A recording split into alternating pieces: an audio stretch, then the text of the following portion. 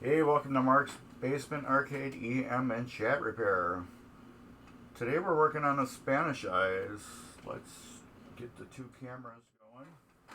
And hopefully we are not froze like we were before. There's a Spanish eyes cabinet. What we're going to do today is we're going to get the relay board in there. I have to get the knocker back installed. What else do I need to do? Gotta get the legs on, put the head back on. We got fun stuff to do.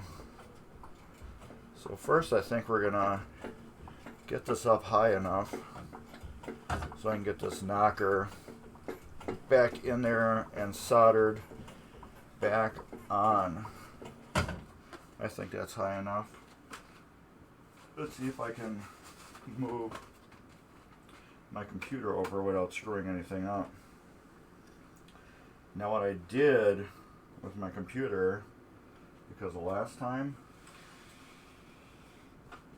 I zip tied everything to the back of my computer, so we are not having that hassle. There we go. Of getting this all screwed up again.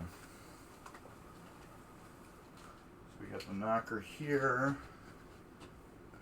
I have to solder it onto all these wires and everything that are over here. So I need to get some of my tools, my snippers.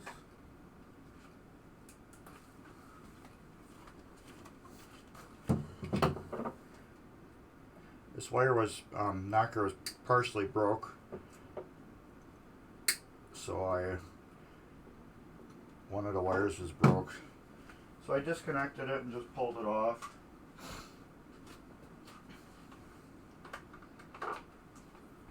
Just to get it out of the way, because I had to rebuild that chime box too.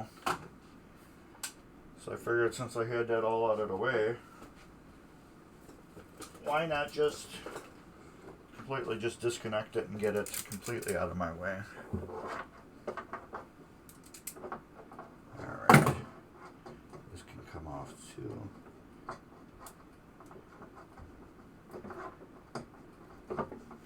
There. Throw that in the garbage. Hopefully all these wires are still long enough. Oh yeah. We got this tape wrapped around here to hold these screws.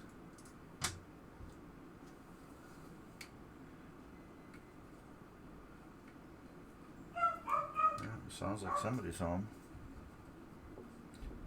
If anybody that's just joining me, I'm Mark from Mark's Basement Arcade. We're putting this Spanish eyes back together. We had a knocker too. It was missing the top part of it, so I couldn't do the knock. The plastic part on the top was gone, so we had to fix that. Alright, let's get this wires stripped a little bit.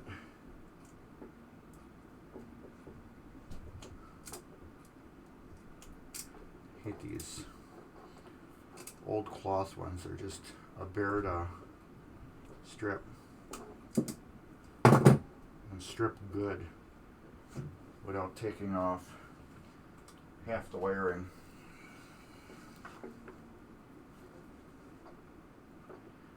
Alright.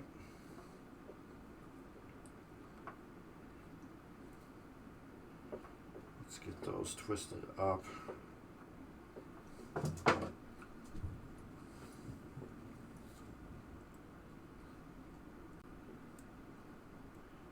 This is the wire side, goes to the A. The orange. And there goes that. I'm just cutting old parts of the wire off. Trying to keep all the garbage out of this. So So I got it all vacuumed real nice.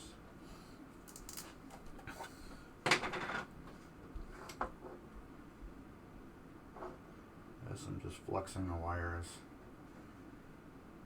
I like doing this on bare wire.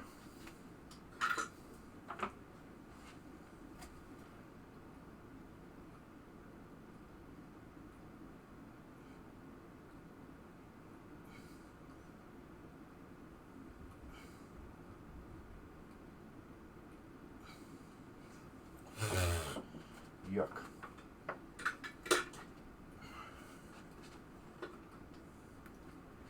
On bare wire, I just think it does it easier.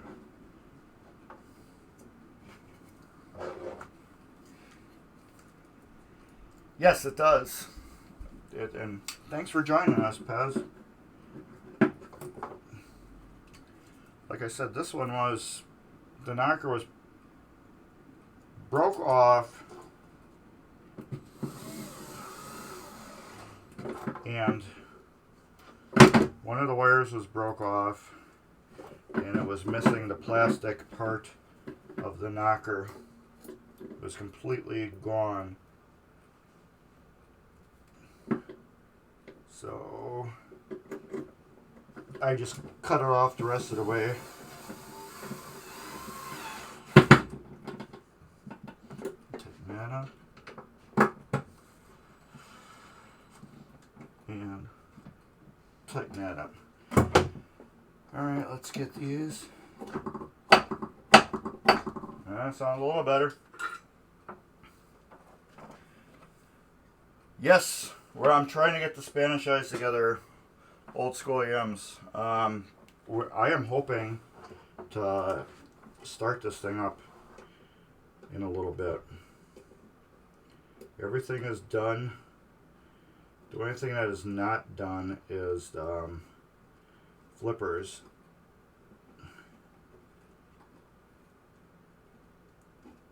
We have the flippers are rebuilt, but I have to put them back together.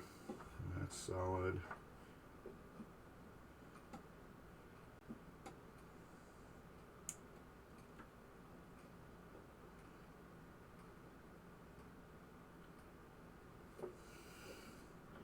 Alright, those are done.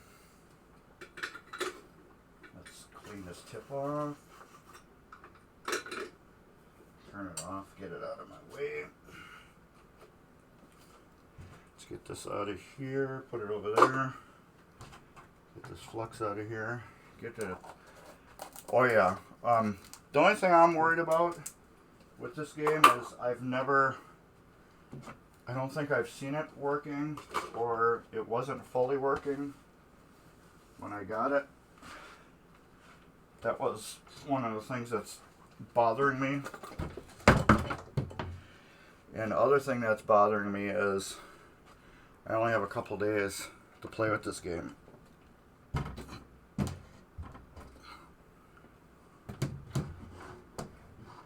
couple days to test it. It's going to Midwest Gaming Classic Friday. So I don't have much time with it. That's one thing that's really bothering me.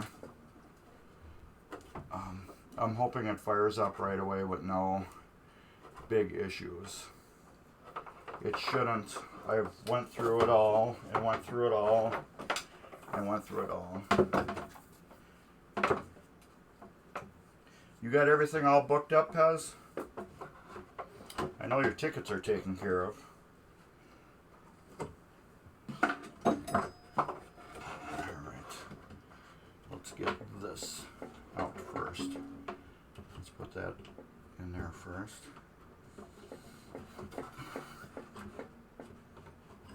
I'll go like that.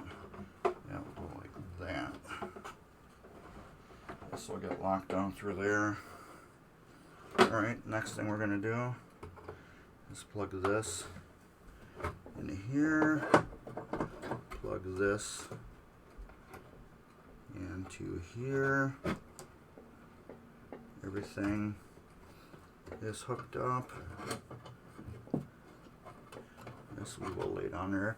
I had to put a new power switch in it I know you guys can't really see that too good.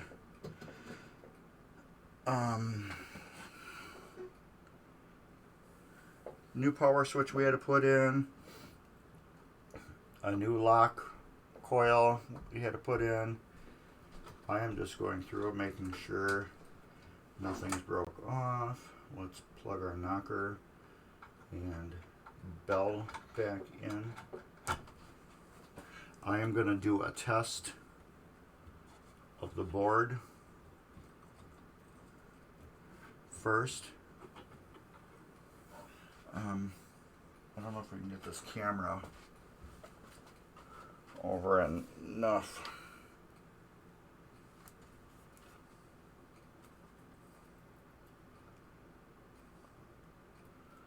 There. Okay. I'm hoping it fires up on the first try. I'm praying. Okay, let's get this. Should we bolt it down or not? Let's not. Okay, so I gotta pull it out. Alright.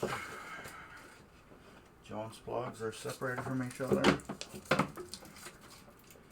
is the first time I plugged it in. Nothing so far. We're not going to be able to do a lot.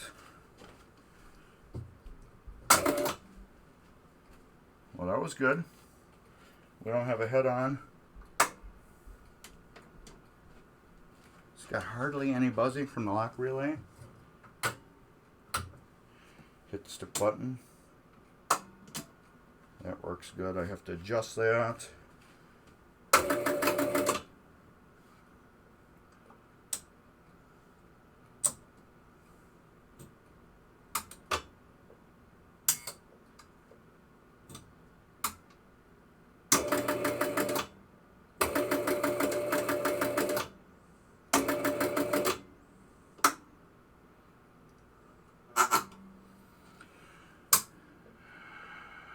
I wonder what that does that.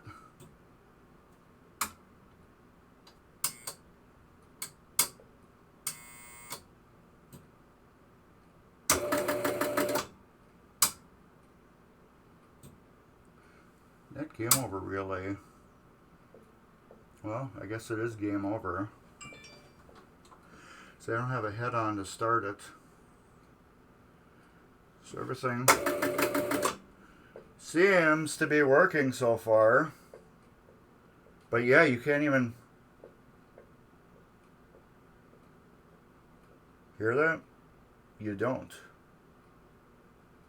You can't hear the relay, lock relay, which is good. So far so good. Everything here is good.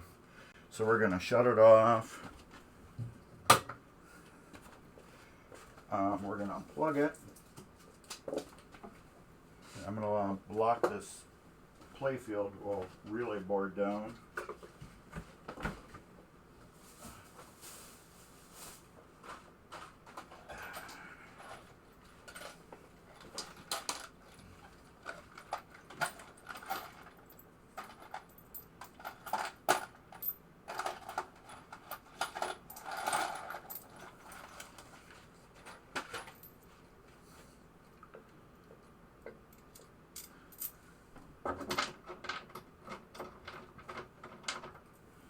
Look at that. I even got a polish on these things. I get my giant screwdriver for those. I got a giant screwdriver that I use to put them in.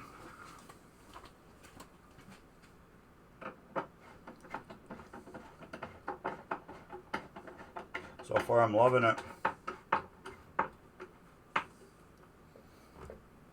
That's tight.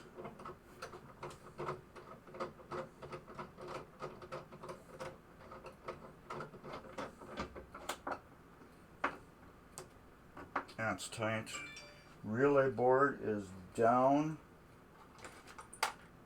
Let's put these screws over here on top of Sega Baywatch. Alright, Let's drop this head down a little bit. I mean, body down a little bit.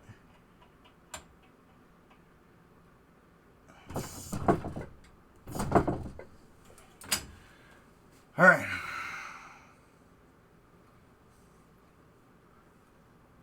Yes, shiny is super cool. The plates. What plates are you talking about, Pez, that are super clean? Are you talking about for like on the lock relay plates? Because yeah, I go over those when I rebuild the lock relay. I clean that like armature plate off of it. Just want to do this with I want to do that first. Put that there. I guess I might want to get that there first. I want to put a little, what do you call it? I like to zip tie the power cord to this bracket. Just keep it so it's a little, got a little loose play in it like that. Alright. Out of the way. Well, we can drop this down. So the next thing is going to be this head. Leg bolts we'll put over here. No, the relay plates, the only ones I really clean are the ones that I, when I put a new relay in. The other ones seem to be doing what they need to do really good. And my phone's now blowing up for some reason. Okay. My phone's blowing up because somebody's got a fun house where Rudy's having a bad day and wants Rudy to have a good day. So they want Rudy fixed. And the other guy that this guy used to work with said that was above what he knew to do. So I don't know if that's good news or bad news for me. But I said, yeah, I will look at it. Ultrasonic, all the plastics and everything went into the ultrasonic. Which I mean by the posts for the play field. And I think that was it.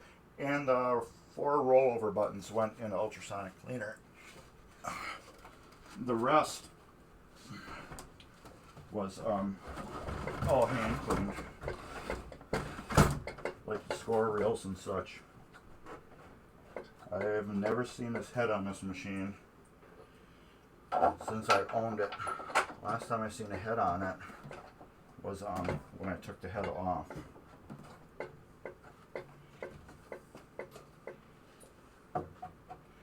So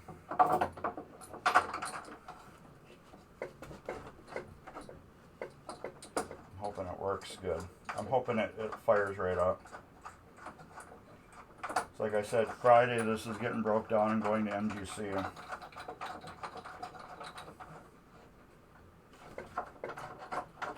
So I don't have time to play around too much with making it work. But however, I got the dinger fixed. Put two head bolts in right now.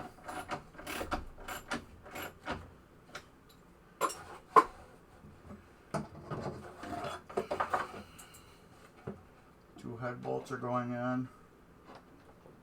I'm getting my 2 Jones plugs in.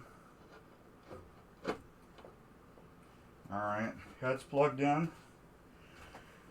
Okay, you can see the head in a little picture. Let's make that the big picture. There. Now you can see the score reels. Alright, wish me luck. Alright. I gotta turn it on. hit the button. Oh, yeah. Yes. Put a credit on it. Will it start?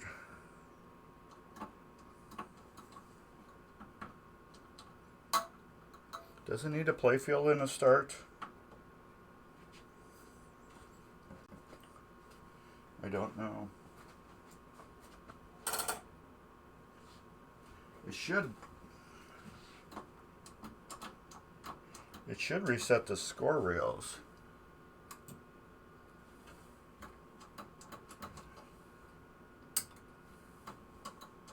From what I remember.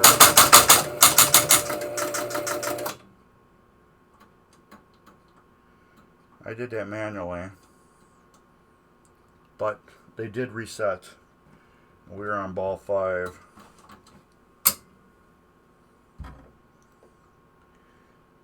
We're on tilt. Okay, let's get rid of that for right now.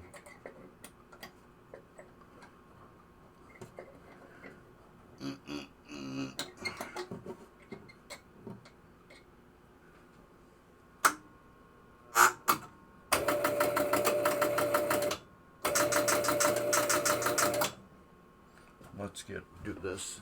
I keep tripping the tilt.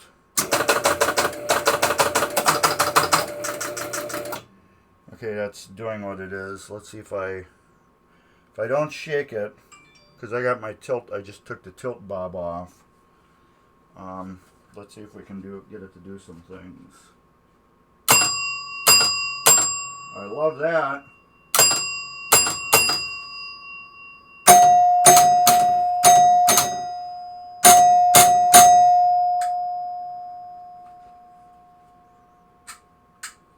Okay, this must be the 100,000 light. That's the reset.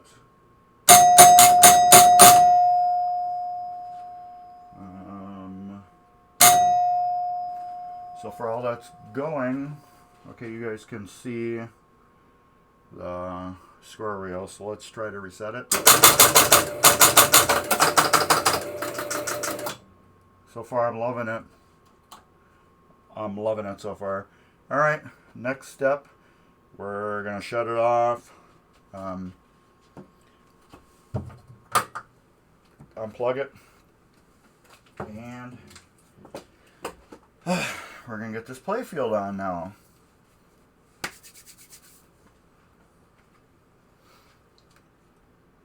I'm very excited so far.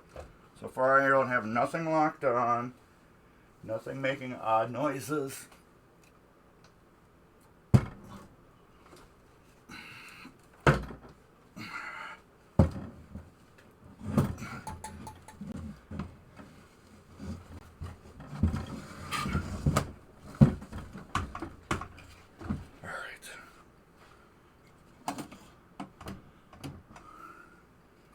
Alright, let's get all this untangled. Big one, little one. Are these clean? No, not really. Why didn't you clean them when you had a really good chance, Mark? Scotch-Brite.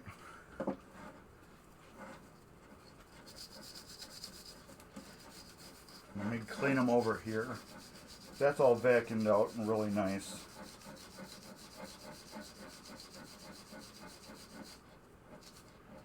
Like, I had this thing apart for umpteen years, and I never go and clean the Jones plugs. Unless I did, I don't feel they look clean. I'm cleaning the outside right now. I gotta get my other steel wool to get between them. My, not steel wool, my green scrubbing. I got a newer one. I like using brand new ones to get between each of the, I'll show you how I do them on my sample.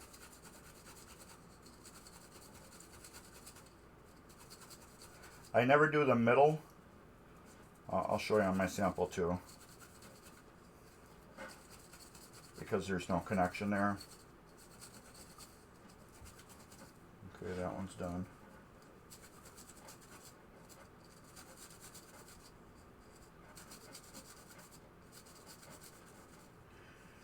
Old School's tiered 5. Thank you very much. Thank you very much, everybody. Best tool for those Jones plugs, yes, I agree, is the green scrubby. Here, I'll show you what I mean. Where are they? Here we go.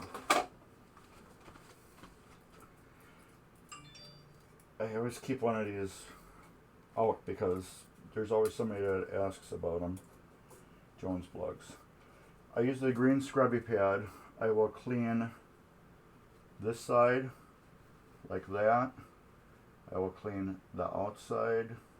This is so hard to do. Like that. And then this side like that. And then the top like that. Then I'll take the scrubby pad and I'll go between like that, that all the way down. I never do between the Jones plugs. The reason why is if you look at the Jones plugs, how it works, it only connects on the side a little bit, the top mostly, and the other side a little bit. It never connects between them. Because you can see how the connector is like a U-shaped. And what really does it are the little teeth right here that they squeeze in and grab the Jones plug.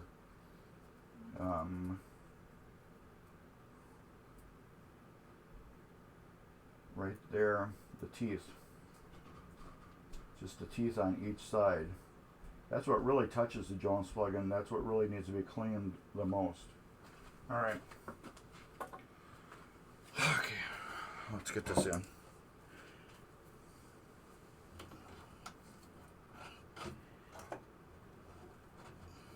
Which one's longer? Which one's shorter?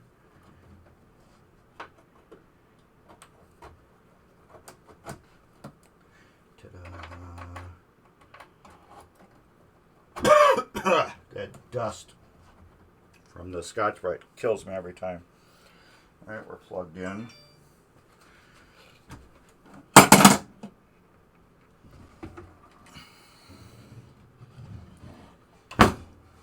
Alright. Plug her in. Turn her on. Hit the button. And we got GI.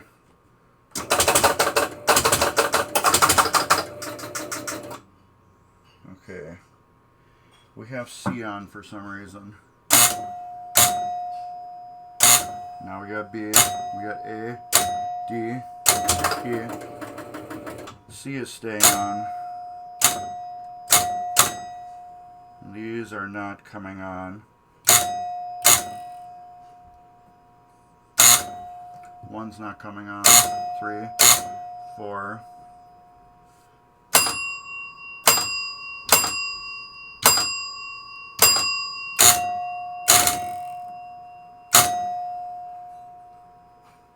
Where's 3?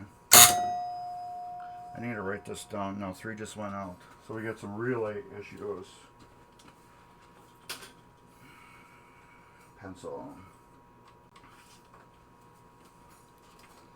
Okay. Left and right are pop light. C stays on. Now C is off. Oh, we got a knock. Did you guys hear the knock? 3. Now 3 is working.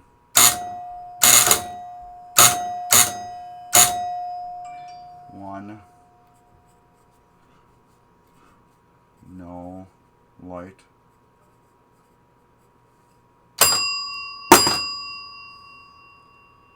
And lower.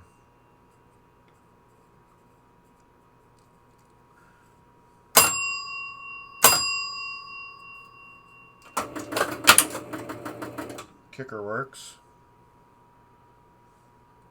I cannot test the flippers, so I don't have them in. This is so loud.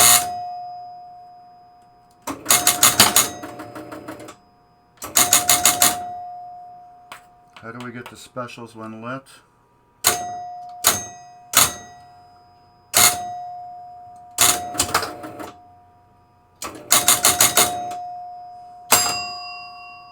$500 special when lit. Horse goes 500 points for each 100 when lit.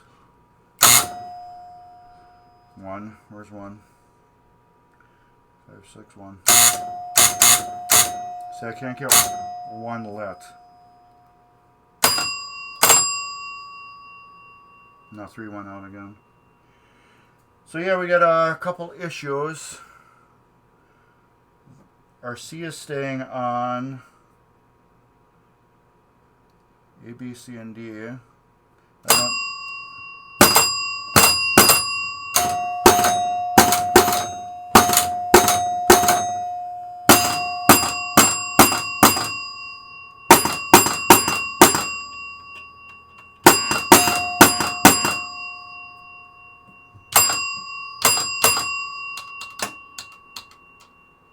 I just heard something click when I did that.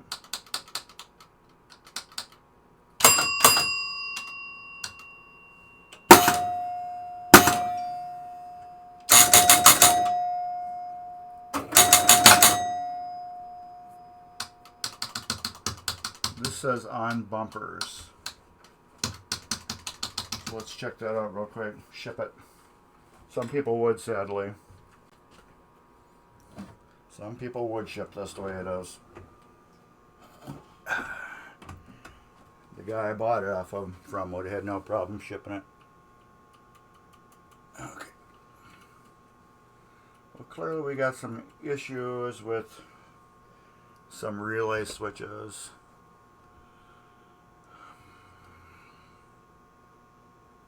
So we are going to have to work on them, which is going to be really hard with you guys. Top rollover, yeah, it's not turning anything on though, that's my problem. I can manually hit it here, and it's not.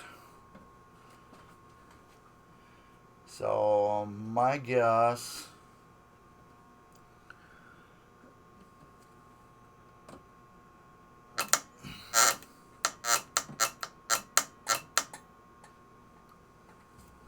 is one of the,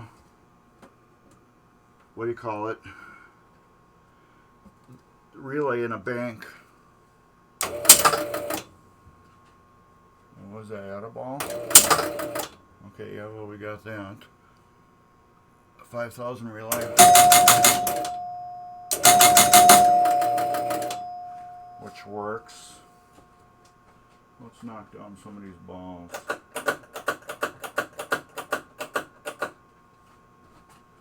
Okay, we're at 1 ball. So, flashlight.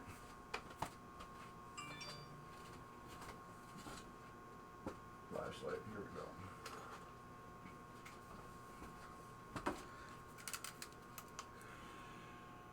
we go. Okay, C relay. Oh, I'm glad these are all lit.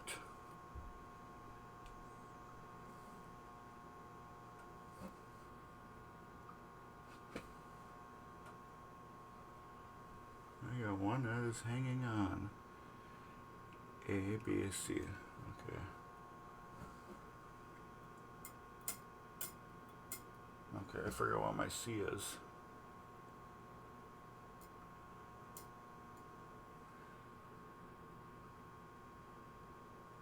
Okay, I got a misadjustment on there that I can fix pretty easy for the C. C is here. I can see how that's coming on. And when I close that, yeah, that switch is too tight. Power off, people.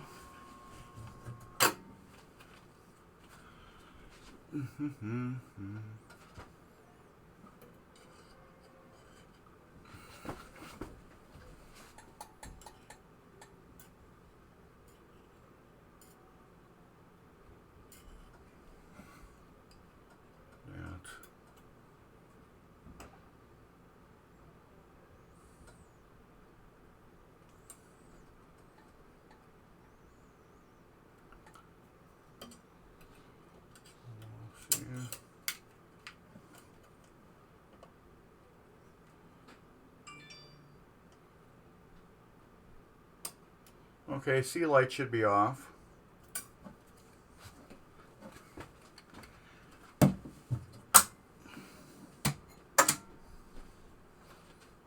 And C light is now off.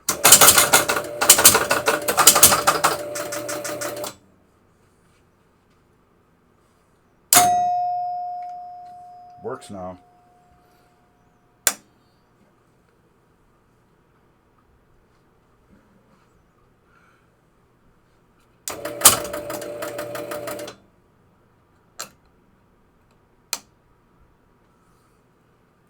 Okay.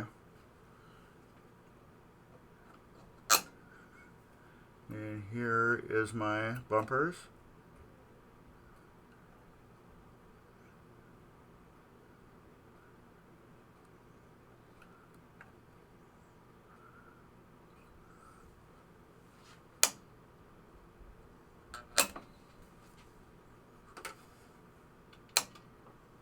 Top bumpers are now on.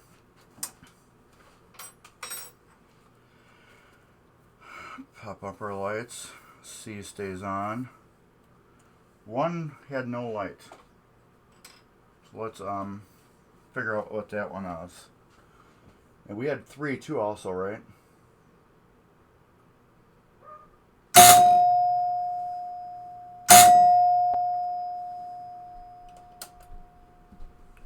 About 2. Okay, 1.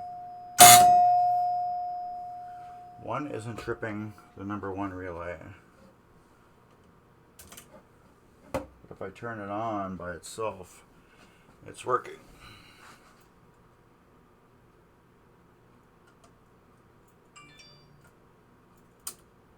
Why isn't it tripping it? It did that time.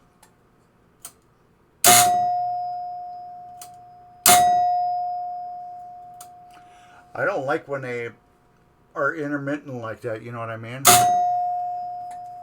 They don't work, they do work. I need it to be 100% when I hit it, it works.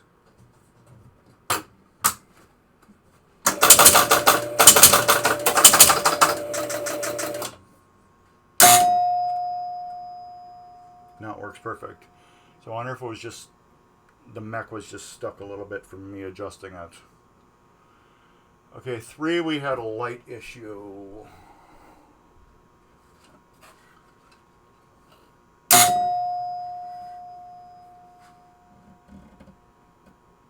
Okay, I can see that.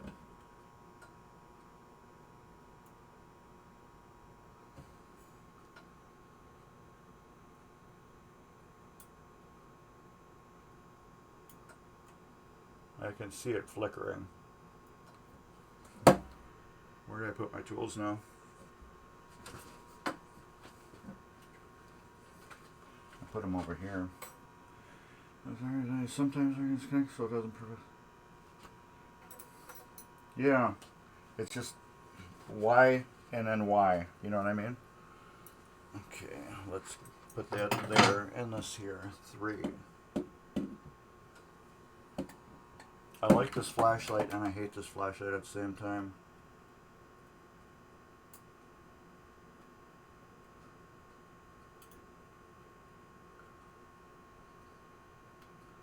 But those should light.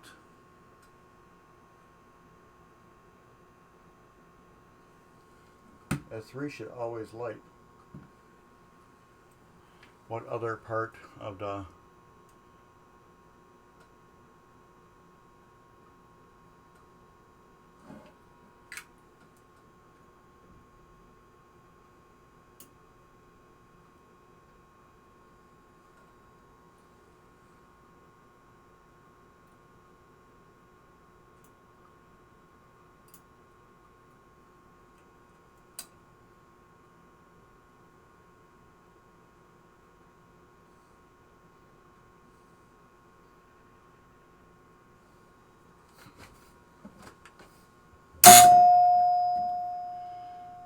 Oh, I think that should be fixed now. I just gave her a little bend. Which one was 3?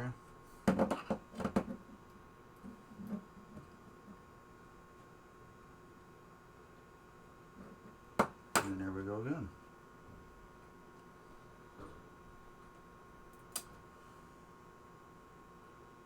Let's give her a little more bend. Now it should always be on. Yep.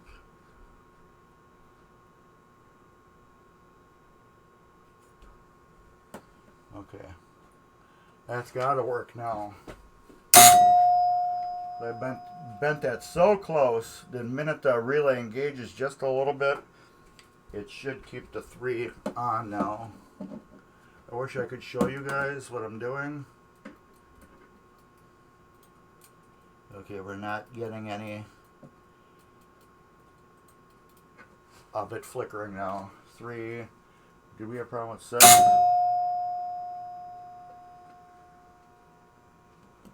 6 is on. 5.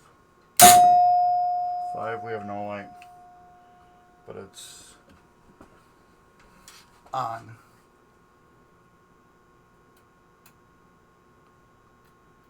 Okay, you can see it flickering. So that needs, holy crap, is that thing bent. That's what I remembered. A lot of these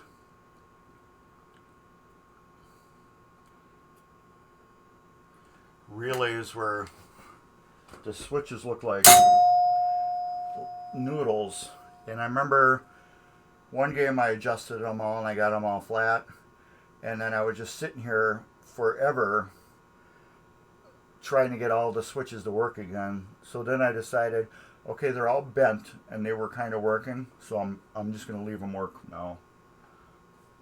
Okay, 5 is working.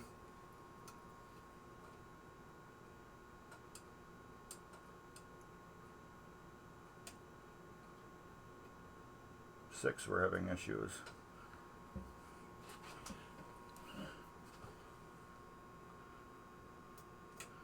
So with 6, we're going to do the same thing. We're going to bend them in 1 inch from their existence, so they're almost touching.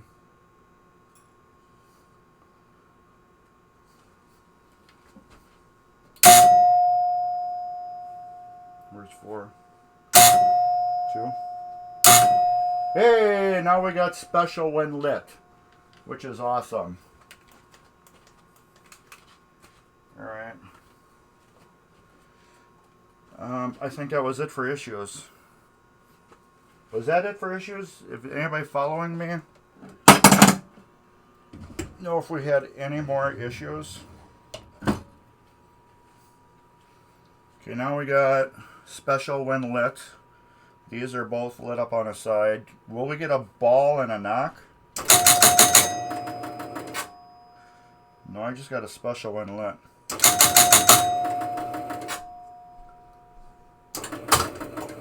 We get a ball when we went up here. Okay, yeah, these are 5,000 when lit right here. So we did get those. This is 5,000 or special when lit. Once we got these lit up, I did hit it. We did get that. I didn't hear a knock, though.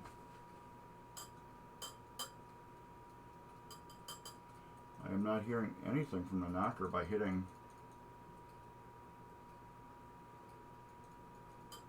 Where is that knocker? There it goes.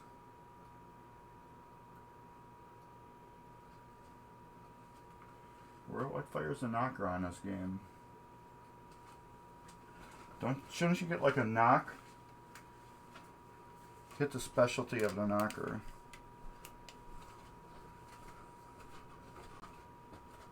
The ball. Oh, this one. Yeah, I am not getting anything from the knocker. Are we connected? That's connected. We're connected. Number match on, off. We are at a ball. So yes, we should be getting a knock. And that advances. We are not getting a knock. But I did hear a knock before on something.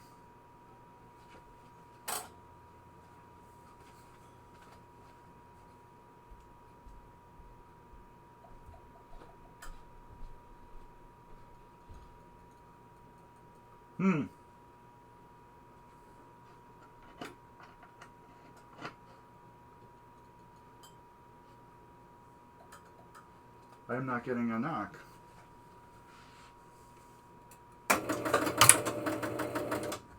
Where's the ball? We're getting that. Yep, and we got our lights on.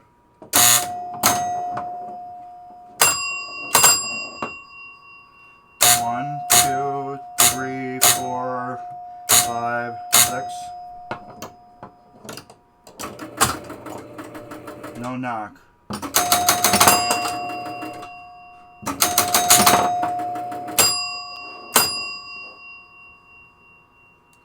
I can live without the knocker working. You know, maybe it is. It's just weak or the wrong coils in there. Yeah, I did hit the replay wheel in a stroke. I just wanted to see if that thing's, you know what I mean, moving. What do I need to...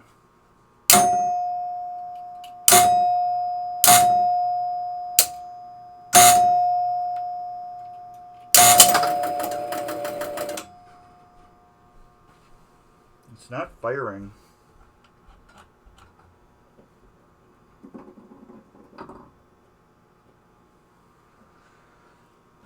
But the good thing is, this game is working, you know what I mean? Working isn't working. Let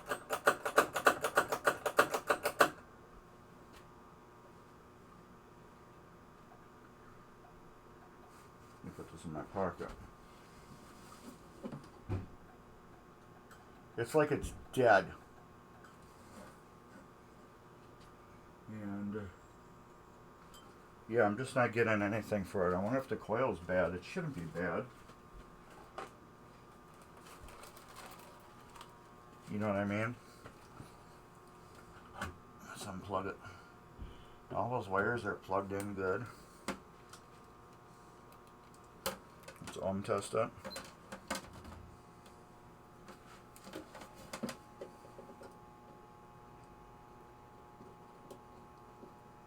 What the hell? Went through all that and we're not getting any. 3.7, 3.6. Yes. What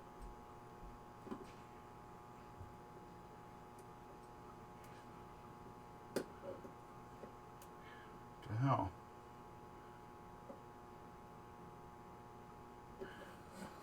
I'm getting, it's hooked up.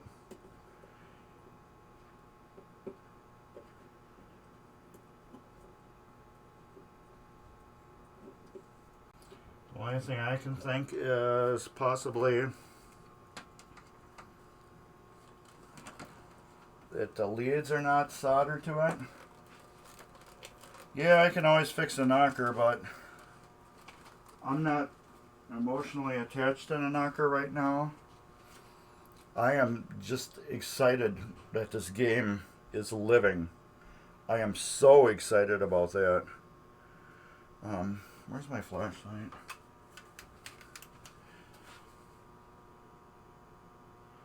I just don't know if it's soldered. You know what I mean? The coil wires, they go down through the lugs. Are the wires that go down through the lugs, are they attached to the lugs or are they just there?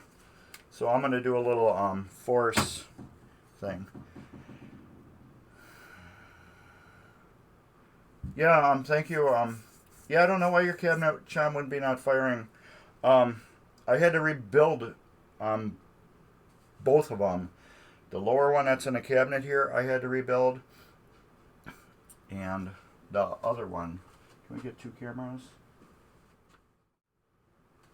Oh yeah, you can't see too much there.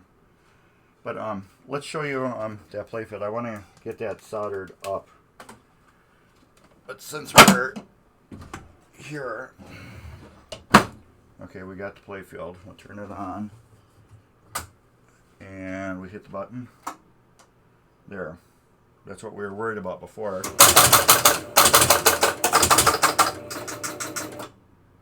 I wonder if this one just always stays on. Now I hit this. Now we got all of them. A, B. Why aren't we getting any chimes now?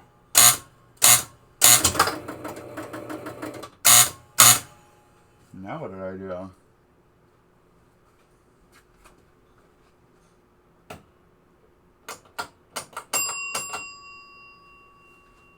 Now what happened?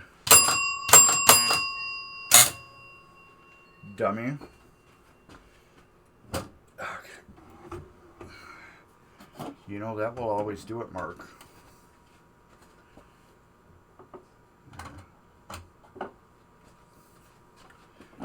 You unplug the chimes and then show off the game and don't plug the chimes back in.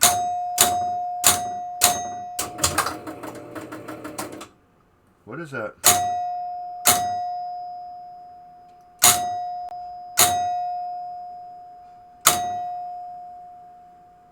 Oh, that. I keep hearing like a kind of like a slight knocker noise, but that's the plunger that's in the cabinet going up and hitting the bell and then bouncing back down.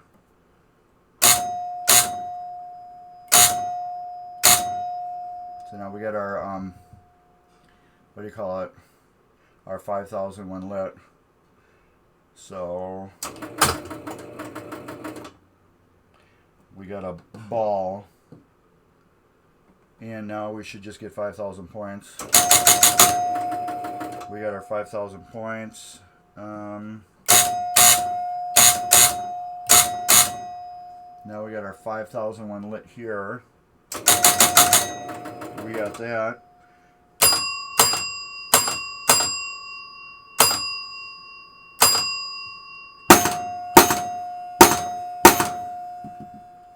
Tacky little light there.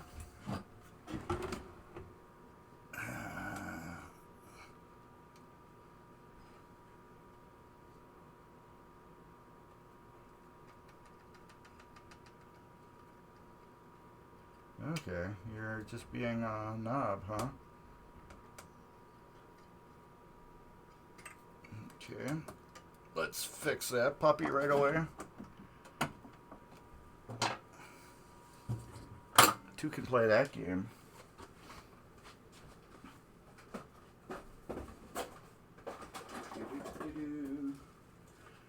Pretty sure I went through and cleaned every socket, but we'll give it a whirl again.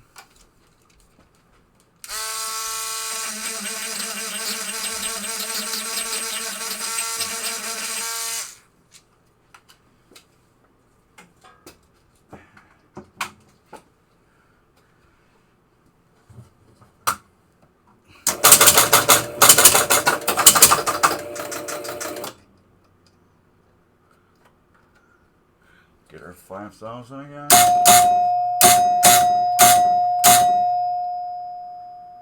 Six. And we are still. What is the deal? I do not like flaky light bulbs. Let's. Well, here's a problem. I never changed this one. Yeah, the credit wheel didn't do it either.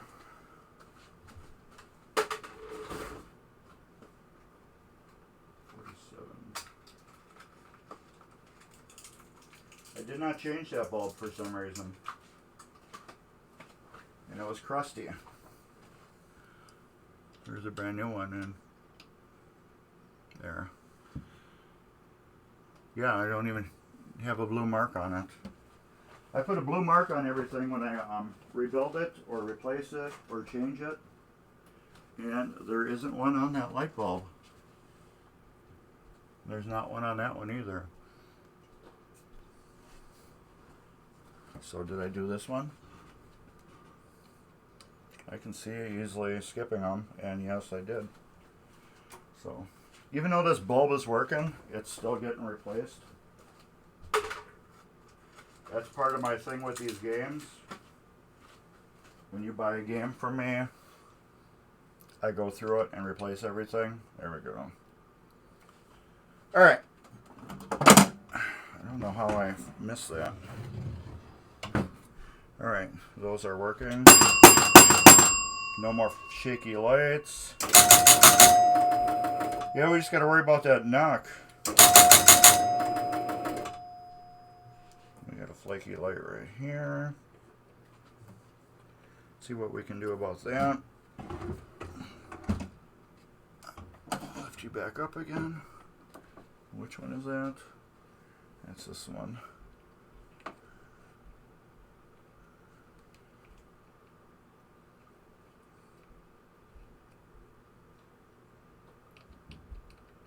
There we go, and it's fixed. I don't like it. I hit the rollover. That is always fun, isn't it? Yeah, I gotta figure out the knocker. Like I said, I'm gonna shut it off right now. Disconnect the power. Plug in my soldering iron. What I'm gonna do, I'll explain. I'll show you guys.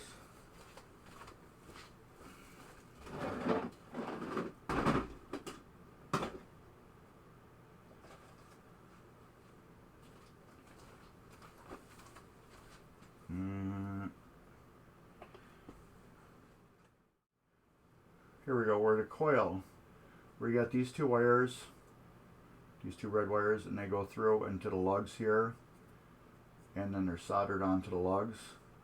I can't see the bottom, so I don't know if they're soldered on or not. So I'm going to go onto the top here and make sure that they're soldered onto there. And we'll see if that does the job.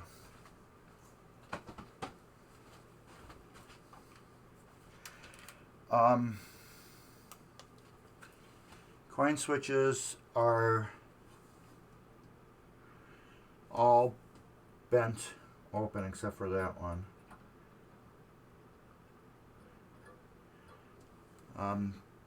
The coin mechs and everything have been ripped out. That one was touching a little bit. Maybe it was touching a little bit, I don't know. But let's put a little solder on there.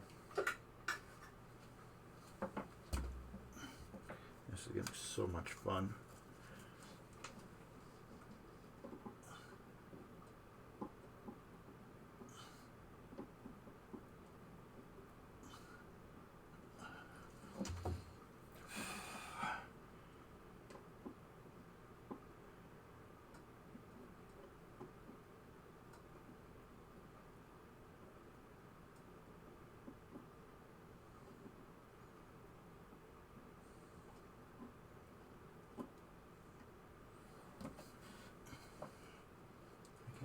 Get it that good.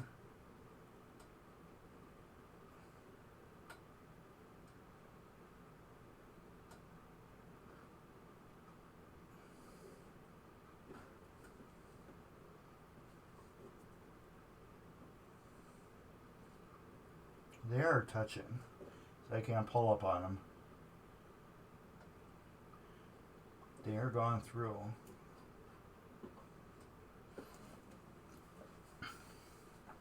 So that's not the issue. Turn that off. Unplug that. Oh, anything in the way? No. Let's get that out of there. Let's get that out of there. Turn the power on. Get my leaf tool out of there.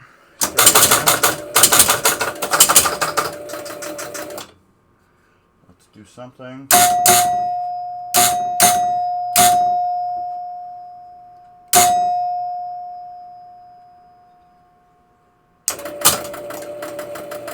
Nothing, it's dead.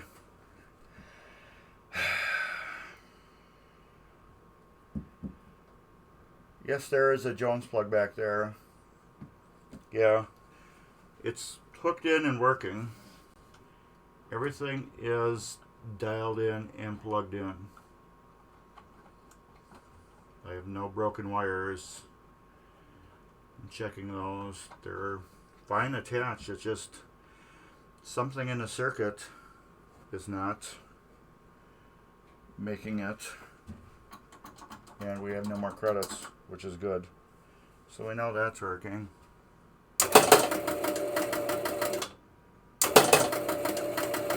Yeah, I hit the coin switches. That one zapped me.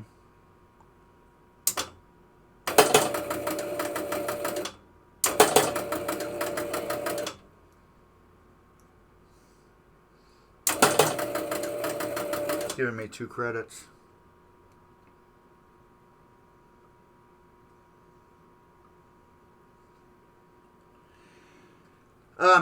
Yeah, I'm stumped. But I'm not going to worry about it anymore. I'll try to look at the schematics later on and find out what's making it fire and what's not making it fire and deal with that. Let's get the flippers on. Like I said, I'm not going to really sweat on that too much anymore. I am so happy.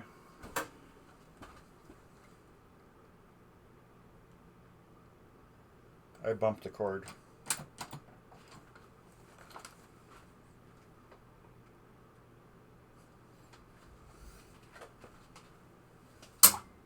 Yep. I was like, what had happened? I'm so happy that the game is actually, you know, alive as it should be, and it's doing everything. Okay. Another thing I've been doing too is on the bottom there, you can see it right there, L. I've been marking my flippers so I know what one goes in what spot. The reason why I've been doing that is a couple reasons. Sometimes if you put the left flipper on the right side and the right side on the left side, and then you try to tighten that pawl down, sometimes the flippers just don't want to tighten up or whatever you mean. Or if you put the left one back on the left side and the right one on the right side and then tighten the pawl back up, sometimes it just doesn't tighten for some reason.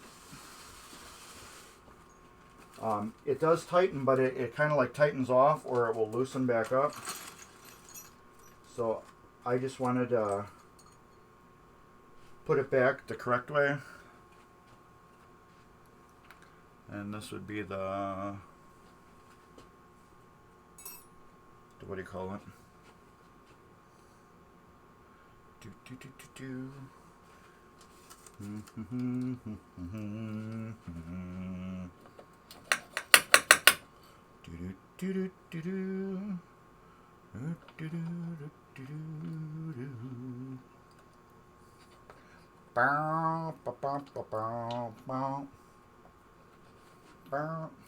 Okay, dummy. Let's get your screws in there first. So yeah, that's one reason why I've been marking the flipper bats now. You can use a little blue Loctite on these too, but since these are brand new, I'm not. Okay, let's see where this is gonna go.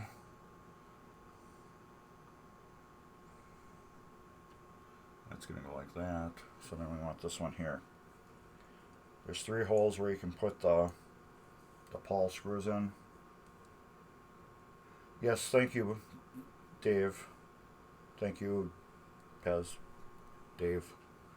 Thank you very much. Yeah, I am truly excited that this thing is alive, and I must get that tightened up a little bit. And why aren't we going in? Let's fit this into there first. Okay, I gotta get a file. This has some burrs on it I want to get off. Da, da, da, da, da.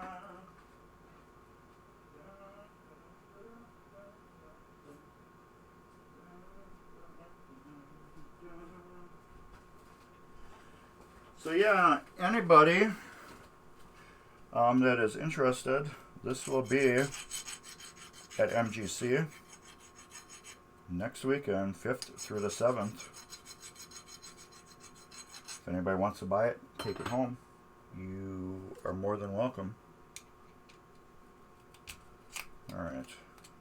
That goes on there a lot better. And that will go on like so. Let's get that out of my way now. Come on. Thank God I'm a country boy. Got me a fry, got me a fiddle, and the date's on the fiddle. Ain't nothing but a money, money, brittle. Come on, you just went on so good. And I put it on right behind the EOS switch. Okay.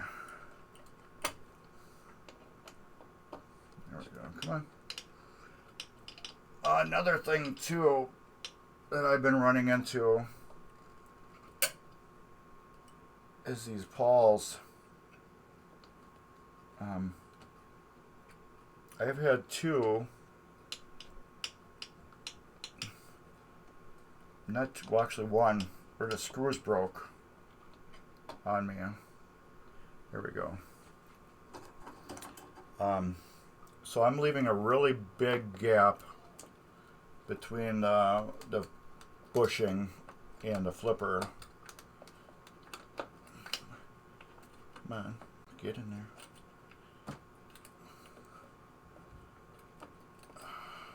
Okay, great. Now that doesn't want to go in because the pawl's in the way. I don't know what happened. I sold my Star Action, and for some reason this new, what do you call it, swelled up. What do you call it? I'm confused. I have so much going on in my head right now. The flipper bushing swelled up, and it tightened up against the pawl, and the flipper was sticking. I went to the house to adjust it, and one of the set screws on the pawl just snapped right off. So I actually had to take a punch and a hammer and punch up the, what do you call it, a little bit. And I am not getting this to sit on nicely like I normally do.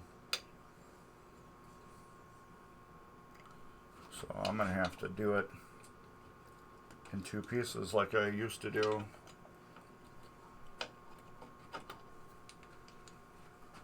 I normally used to just be able to get them in there, but for some reason I can't on this one. Okay. Let's get my needle nose pliers. Snap the C-clip on there ever so lightly. I need new glasses too.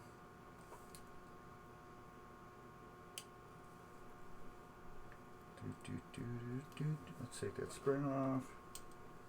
I don't feel like that's on all the way for some reason, because it's not like spinning.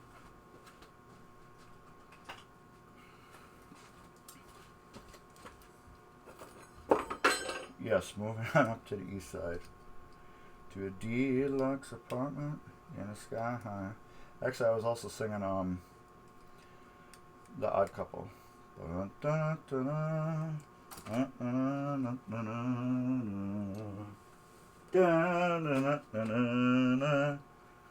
Okay.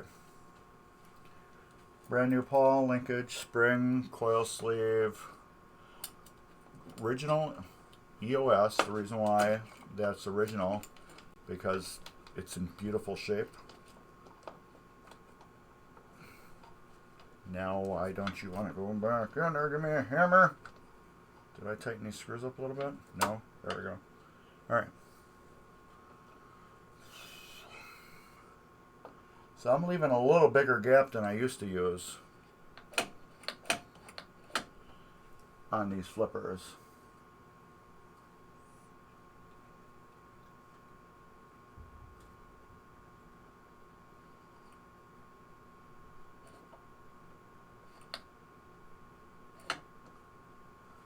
I'm leaving a lot bigger gap so the flipper can go up and down more now. So after I had that one tighten up and snap,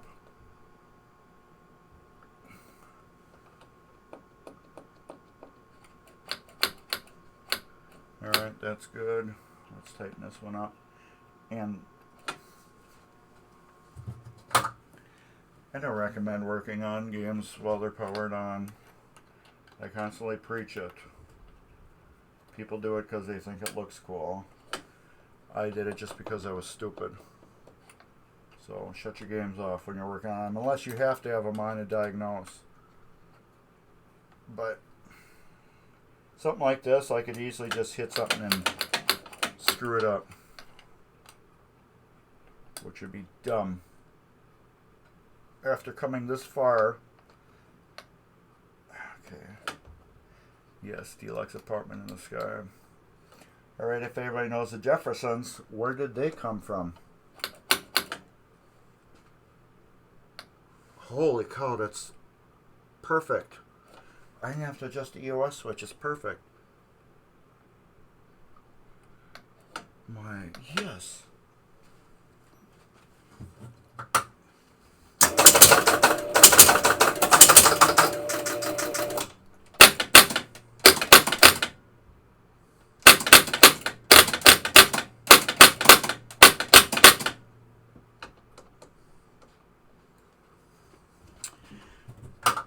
Anybody remember where the Jeffersons came from?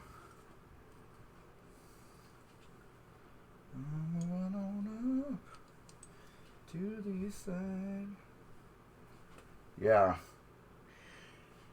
If you want a good one, if you really want a good laugh at me, go watch my Gottlieb preview video on Mark's Basement Arcade on YouTube.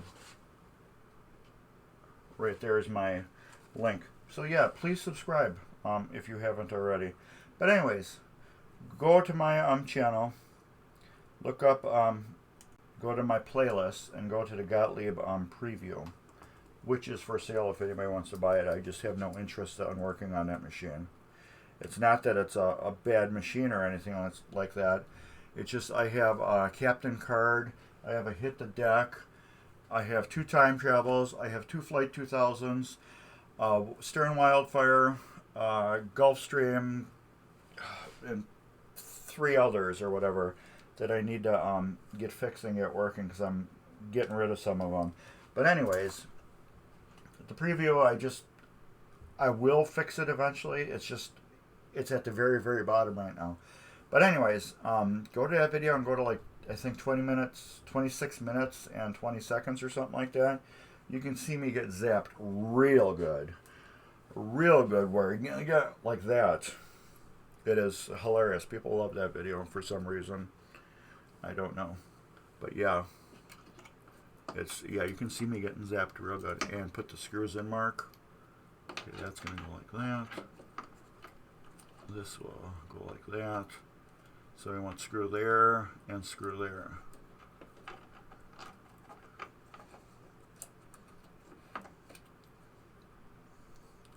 Screw there and there. So yeah, if you want a good laugh, Gottlieb preview, and I think it's 26 minutes and 20 seconds.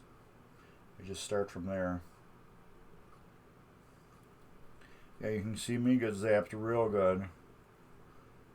Working on a live machine. Two Flight 2000s, yes, that is kind of hoarding. Yes, you could say that. But here's the deal with the Flight 2000. I originally bought one. It was for myself. And then this is like when I first got into pinball. And I created a matrix problem with it. Where the first lock, when you would lock a ball up there, and then you would play the game, and then it would just all of a sudden launch it for no reason. So I created that problem. I'm not going to say how I did, but just let's say when you're working your very, very first pinball machines, don't work, when you're working on them, inspect your work to make sure you don't pinch any wires in your drop target assembly. 1 3/4 inch coil sleeve, I believe it is. It goes in there. Or the score reel coil sleeves, those smaller ones, 1 1/4, I think they are. But anyways, so I pinched one of the wires in a big drop target bank because I had to replace one that broke. So I did that, and when I turned it on, there was a wire that got pinched, and that screwed up something in the matrix. I'm guessing I just shorted a cap or a diode in the matrix, so I have to redo that. Anyway, so it's been sitting for a year and a half or whatever in my room. Forward to the beginning of this year, guy has a Flight 2000, and he's wanting to do get some work done on it. So I offer that, and then he's talking about getting a new CPR playfield for it, and one for his sorcerer that he has. So I'm like, okay, let's do this. We'll do the sorcerer and Flight 2000 for some cash, plus the wildfire. I get the wildfire for free plus some cash, and I'll do the playfield swap on the Flight 2000 and sorcerer. So then it comes down to it. He has some health issues, and his bills are crazy high right now. And he's like, look, I'm going to sell that Flight 2000. I can't do both. And I'm like, well, hold on. Let's do this. Give me the Flight 2000. I'll do the playfield swap. And then I'll buy the wildfire, which is actually right there. So that was good. So I did a full playfield swap on his his Williams Sorcerer, which will be on the channel soon. I think there's actually a gameplay video on it right now. But I did that. Did that with all new Merkle playfield with CPR plastics. I put illuminated flipper buttons in his game. And what else? X-pin digits in the back glass, and it was fully LED'd. Unfortunately, not common LEDs. There was so much money being dumped into that game that I told him, it's like, to make this more feasible, I said, I want this game to be as beautiful as I can, so just buy all the stuff and then have it mailed to me and I'll put it in. I said, because I got to swap it out anyways. So it was a win for him. It was a win for me. I got a Flight 2000 with a brand new back glass, with brand new CPR plastics.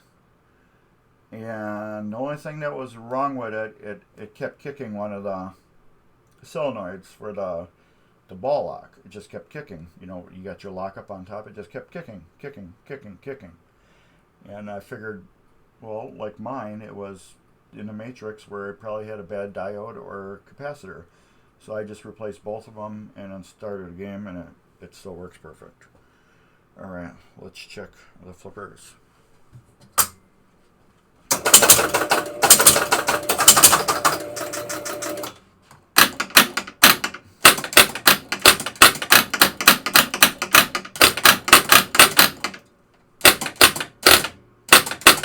Okay, everything works good. My problem is this flipper switch. Hear that? I don't like whatever it's doing at all. So we're going to work on that.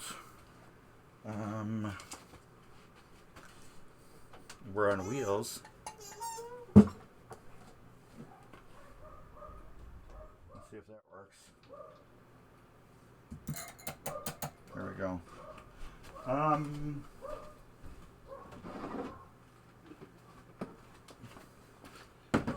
That chime is either going to be this coil sleeve. I don't know if you're asking for sure or not. Which is 1.25 inches long. It's either going to be this little one for chime, or it's going to be the exact same one as a EM flipper, which is 1 3/4 inch long. So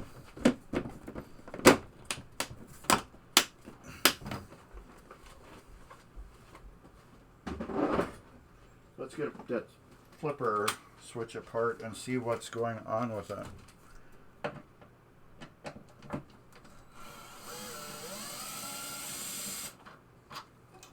And yes, I'm going to be at MGC. There's the link for MGC. I will be there November 5th through 7th, along with this game.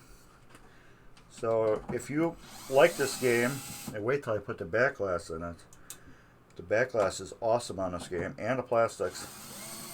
If you like this game and want this game, probably without a working knocker, it's yours. What is with this? I have to take the C-clip off. I have never taken apart one of these switches before. Okay, there's a spring in there that is bent. Okay, that's probably what it was. Okay, we got this thing apart. We're gonna just notice it right away. Let's clean it. Clean it good. Come on. Let's put that right there.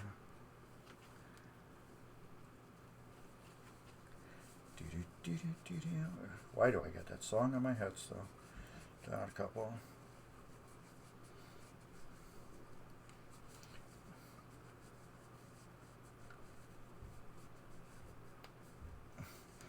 I know the coin switches should be open, I believe, unless you got a better theory on that, Pez. I would like just to test it and just add some juice to it. Oh, and you guys, if you're interested, tonight I'm going to be live again. I have work to do on Baywatch. I have to rebuild flippers on there.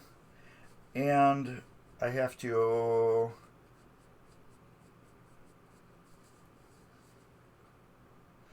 man, you are smart. Yes, I could do that. Yes, that is smart. Just flip it and activate the chime. It'll activate the knocker. All right. Yes, that is brilliant. Okay. Anyways, yeah, I'll be on tonight. I have to. What do you call it? Rebuild. Work on.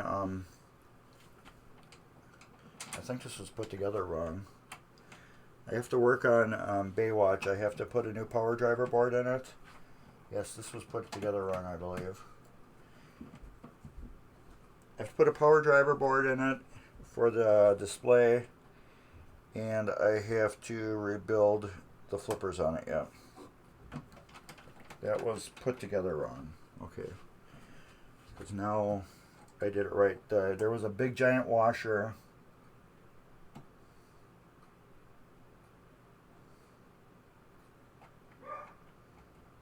Okay. I have a schematic. I don't know where it is for this, but I do have one on my computer too, thanks to the Internet Pinball database.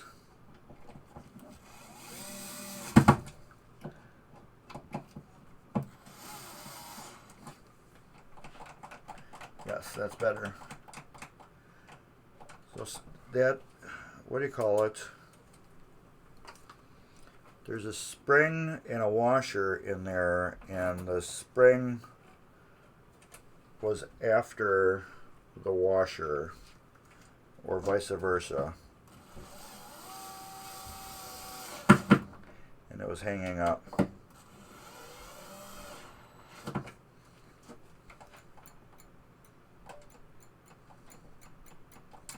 Now it's beautiful. Okay, you guys want to put plastics on? But let's see if we can flip that.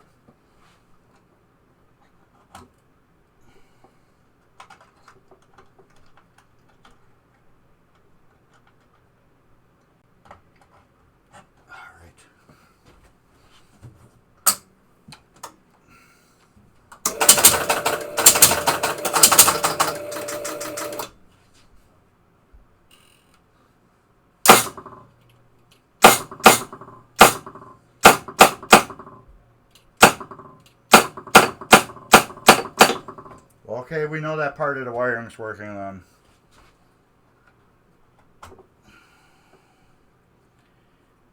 We know that part's working.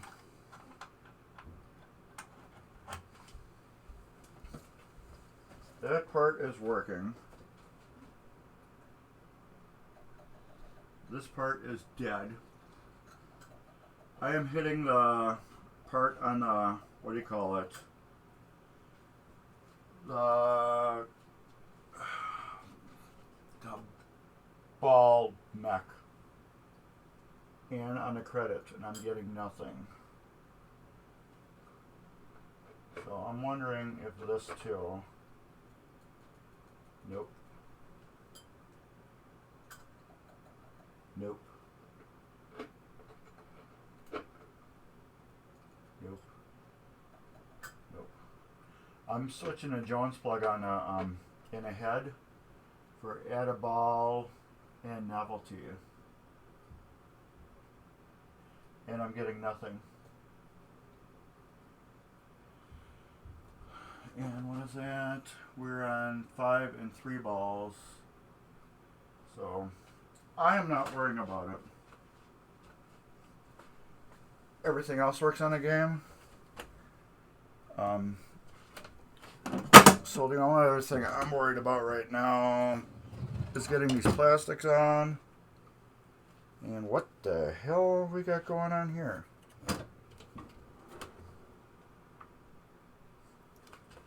Have you ever seen this before?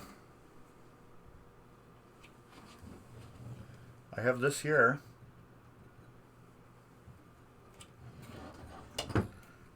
Not one here. Thank goodness I have a spare playfield. I have a couple of them. And I don't see anything laying around here. So we will be taking this off another playfield. Let's wash my hands first. Let's do that, Mark. So we're at 14,000. Okay, that's why. Let's wash my hands.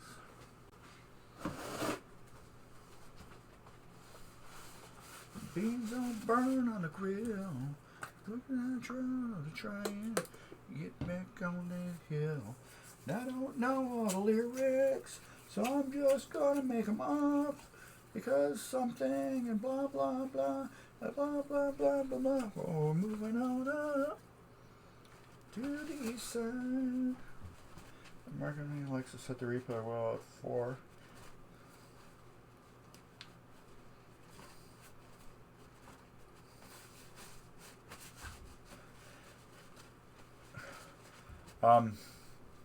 Yeah, the replay wheel on this one, on a lot of EMs, usually when they're on free play, I will completely disable the credit wheel, and quit saying If it's a 4-player game, I will put the credit wheel at 0 and disable both coils. That way it can't count up and it can't count down, and it stays on free play forever.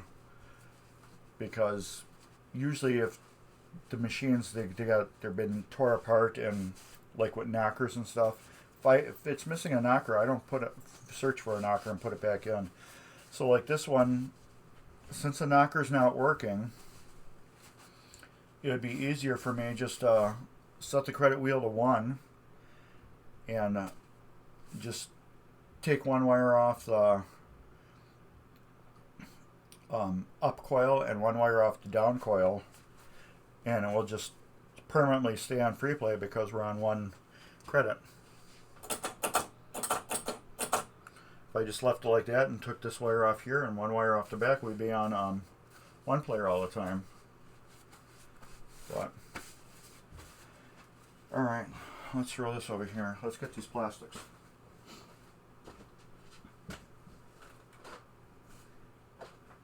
Alright. Let's get this over here.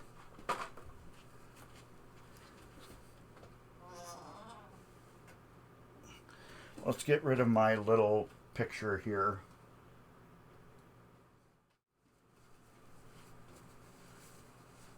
Yes, it does defeat the circuitry of the knocker. However, if you don't have a knocker, kind of like Lucky Ace didn't, there was no real use for that anyways, you know what I'm saying? This one must just stay lit all the time.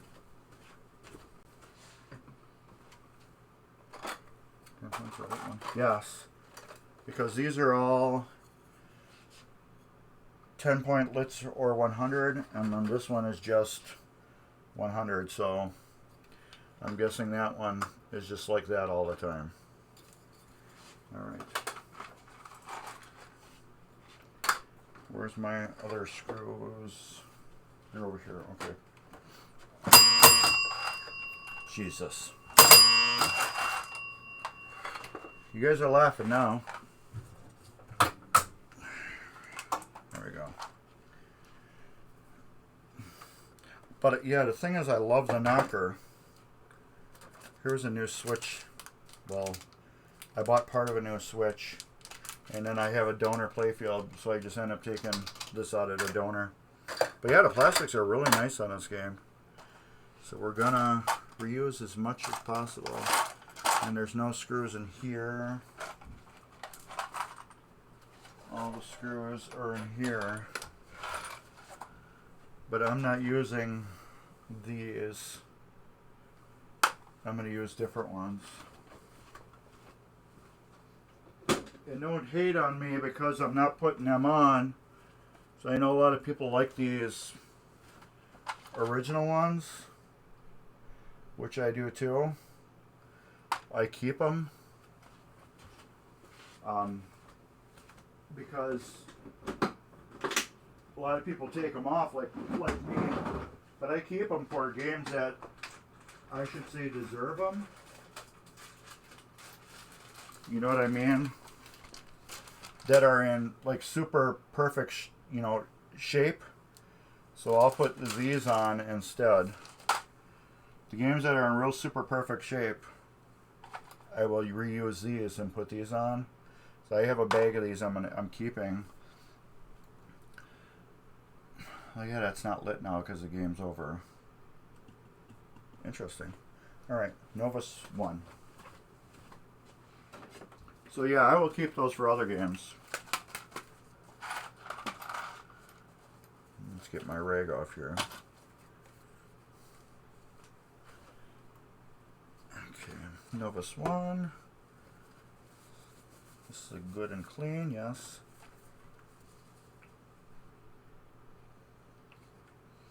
I think MGC is going to be a blast this year. I keep hearing more and more stuff, what's going on behind the scenes. And it's going to be totally awesome.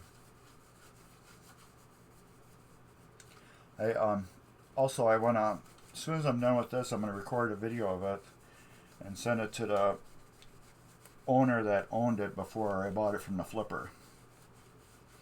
They haven't seen this game work in years, so I'd like to send them a video of it working again. I'm sure they'd be happy, because they were kind of pissed when they realized who they sold it to, because he said he bought it for his nephew and he was gonna fix it and give it to his nephew, and ended up sold it to me a couple days later. You know, you don't even need to lie people about games when what you're doing with them. Here, look at that. Find a nut thing for this. So yeah, once they found that out, they're like, well, we wish we would have sold it to you. I'm like, well, I wish you would have sold it to me too, because I paid $50 more for it. Yeah, I'm looking forward to meeting you there too. Actually meeting a lot of people. See, these white ones don't look bad on there. I think they actually look better than the purple ones. Oh. That's a push-down one. Do we have other push-down ones? So I got one push-down one right here. That's got no threads on it. That is weird.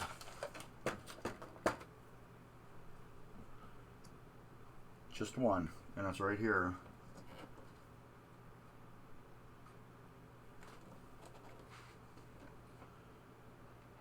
I need to get it on there. There.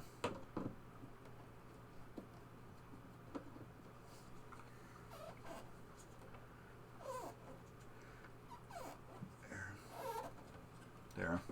That's weird that one doesn't have. Yes, it's getting properly fixed. If I got time, I'm going to look into that knocker and find out what's up with it. I have till Friday to look into it. So I'd like to get that working properly. So if I can, I will. And find out why it's not knocking. But it's playing right now, which is the main thing. Which I'm tickled about, because this is a good game. I don't like it, but it's a good game. It's not really beat. Bad thing is around the pop bumpers, it's got these weird laminates that I'm not a thrill of, and I wasn't tearing them off because I can physically see how destroyed the paint is around them. So yeah, when anybody does come and look at this game, you can see how physically the paint was destroyed underneath the pop bumpers. So that's the reason why I did not take them off. I'm all about being upfront with my games and not hiding anything. So everybody knows the knocker don't work. It's in there. It knocks if you put it on coil. You know, if you swap the coils like we just did. It works on that. Oh, and all my pop bumpers are all LED'd too. So that's one thing I do with all my pop bumpers. They're all Comet LEDs. Whether you buy the game for me or have it serviced or whatever, when I do the pop bumpers, they get all Comet LEDs. The reason why Comet sells the best stuff, and two, regular bulbs burn out easy. They can get broke from the jarring of the pop bumpers. With LEDs, I bend the brackets to hold the bulbs in there real super tight. They won't flicker, they won't blah blah blah blah. They're just all around better. So, and that's why I put LEDs in the pop bumpers.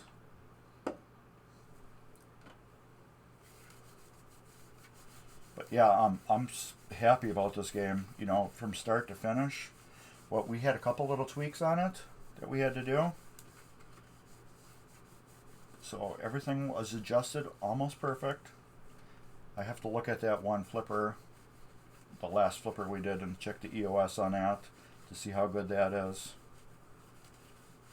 I didn't check that one. I have to yet. Yeah, everything is working good. Everything's been rebuilt. Everything's been cleaned. It's all been went through. All new bulbs. So, and this, like I said, this back glass is amazing on this game. Okay, where does this one go?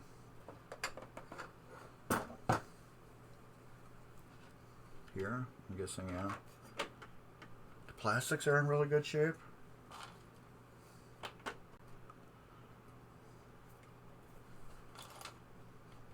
But yeah, I'm hoping this is gone at the show.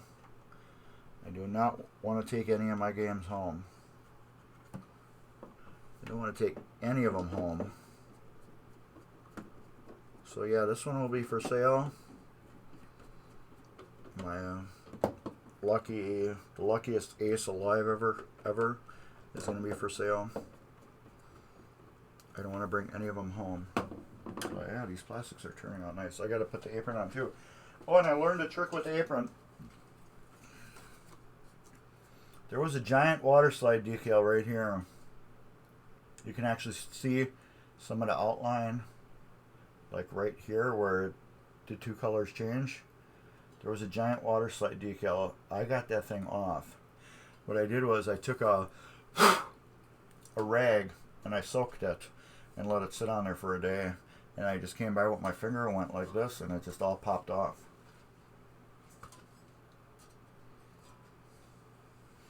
Yes, the comic crew is awesome. I wish they were going to be at MGC, but they're not. I really wish they would make it. Maybe one of these years. But yeah. They sponsor me, so that's a good thing.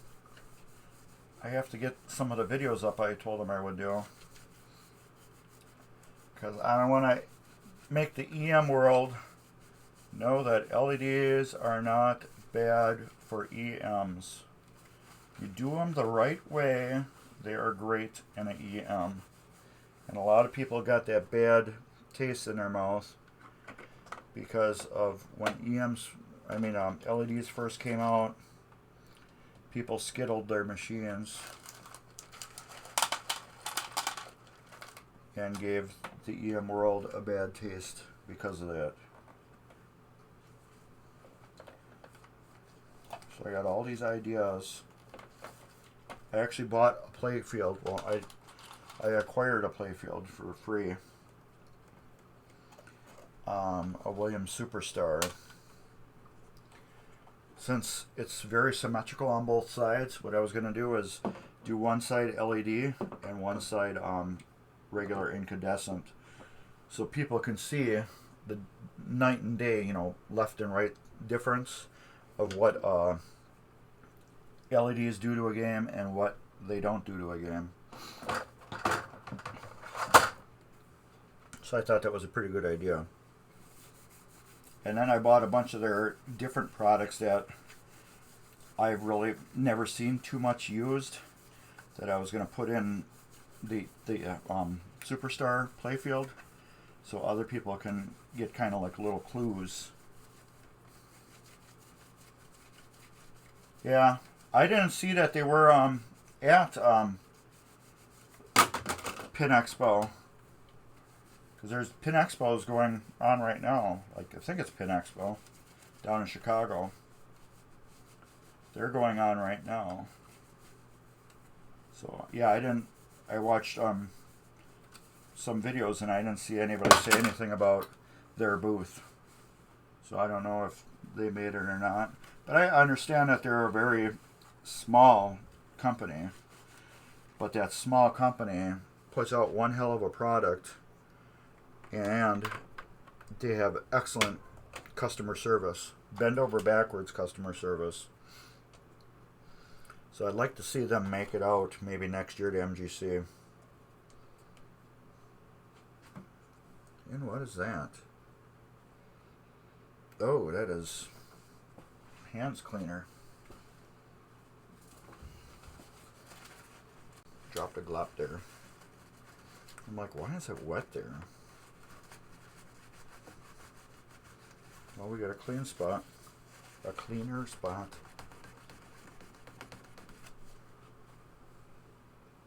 I was like, why is that? It was like a perfect like circle of, and it looked like real thick clear coat. I just noticed it sitting there. I'm like, the hell is that? So yeah, once I get done with this, I'm gonna yes, I understand. Yeah, go to the expo. You can sell more there because you're a dedicated. It's a pinball show. So yeah, I can understand why he would choose that over this. But however, next year they're going to be separated. They're going to be both ends of the what do you call it? Calendar. So I would think he could come to next year's show. I'm hoping. So I think he's from Wisconsin. You know what I mean? We're in Wisconsin. I'm in Wisconsin. I know you're not, but I am. So you would think he'd come here, visit whoever he knows, and he can do the show.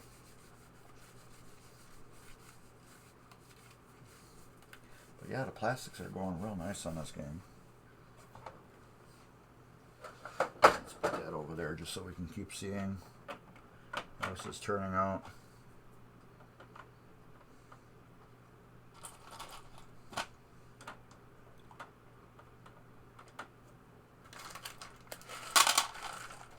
Probably more screws and caps that I need. I do like these white ones on better than the original purple ones. These look better. I was going to say more better, but that's not a word. I need a drink. My Coke Zero.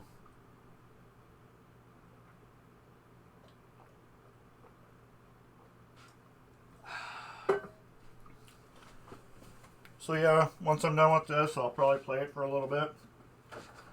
I'm definitely going to be just leaving it on, because I got to do a heat cycle. Is one of the tests I do. I call it heat cycling.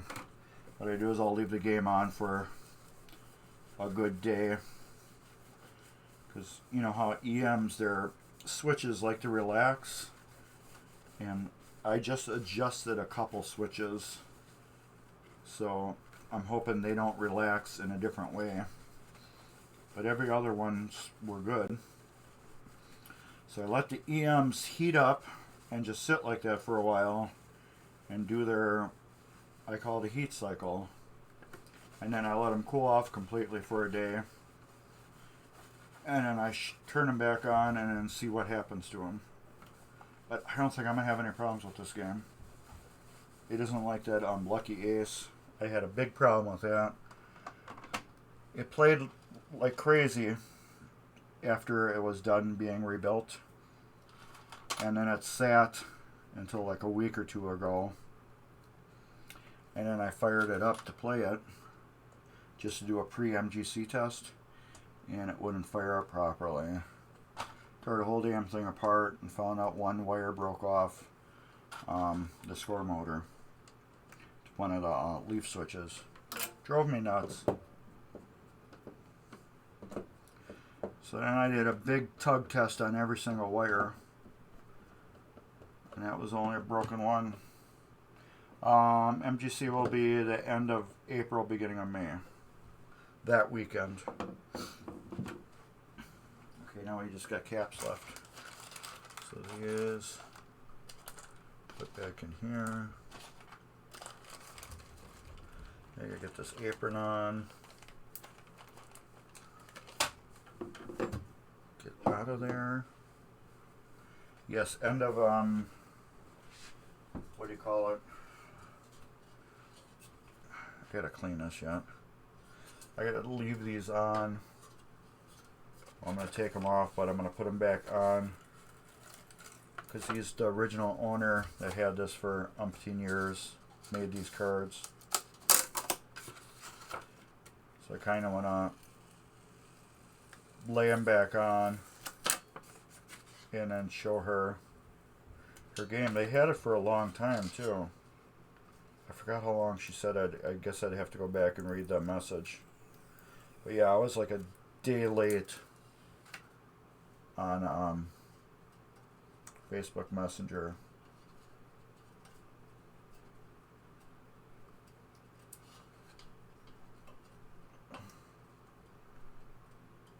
Okay, let's get that off. Trying to get this tape off. Let's throw these in the coin door. Alright. Get this off my shirt.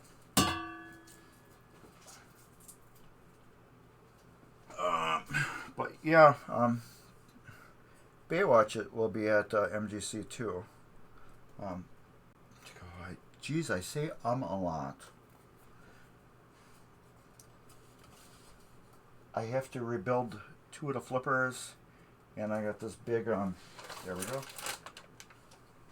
I have to put this power board in it for the DMD, because at game nights it was flaking out and dying. I'll use Novus to clean that. This is all done. We have to get my Novus and we'll clean this off as best as we can. Novus 2. We don't need Novus 1 anymore. That can go there. Novus 2 will go right here. Yeah, I really wanted to go to Pin Expo this weekend, but with everything that's going on at home here, I really felt I needed all the time I could get with Spanish Eyes. And why is this sticking?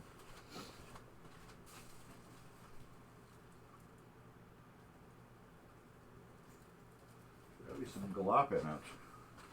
I just hosed out the end of it. There we go. I really wanted to go, but oh well. Like I said, I know some things about MGC, and I guess I'm not going to miss too much.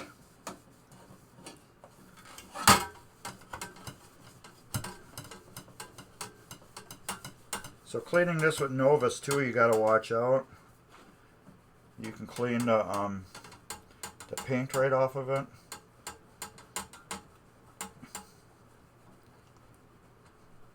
You really have to watch what you keep doing.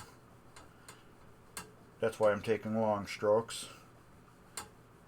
So as I'm cleaning this old glue off, I'm watching the paint to see how much or little I'm removing, and it's sticking on good. I can't. Is it coming off? Yes, it is. I'm not worried about that last little bit.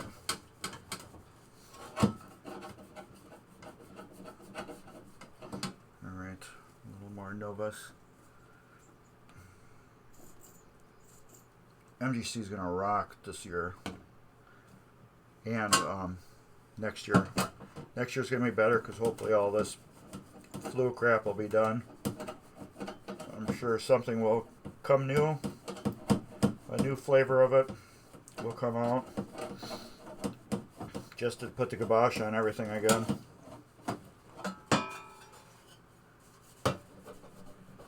But, yeah.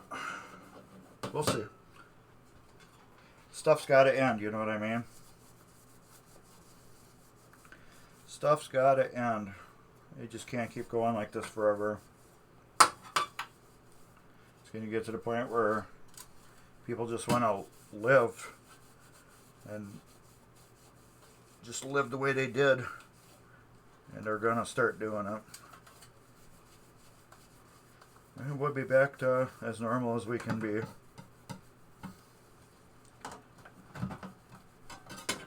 I can't get all that off, so I'm not going to worry. This is not a mint game. I'm not trying to make it as mint. I'm just trying to get it clean.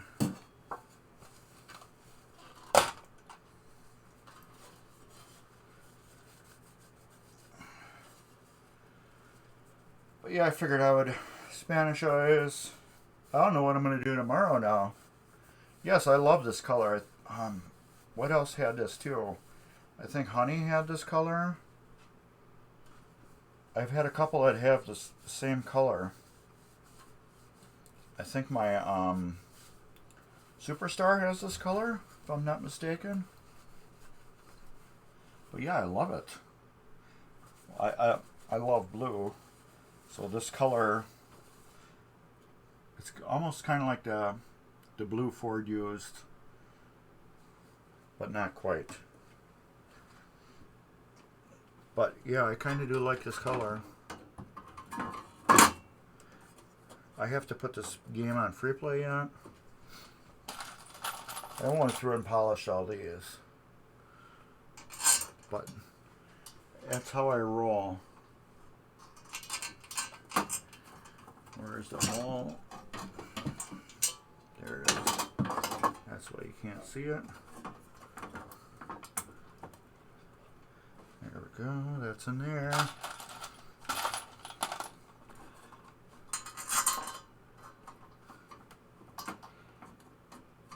That's there.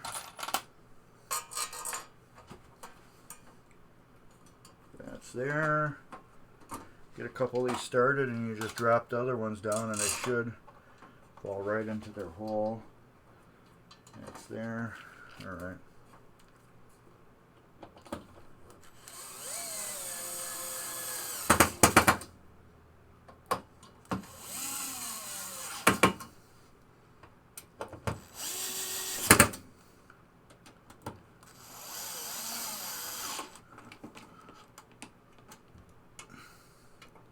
That clunking you heard was my screwdriver slipping over the top of the screw because I'm not trying to crank them down tight with my screwdriver.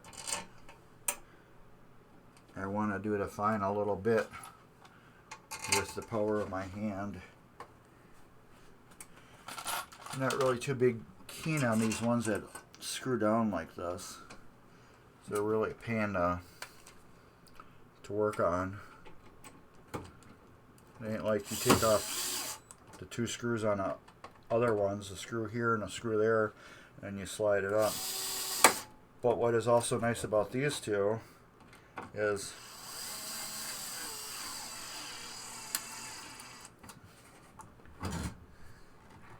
these won't scratch the playfield when you slide it up.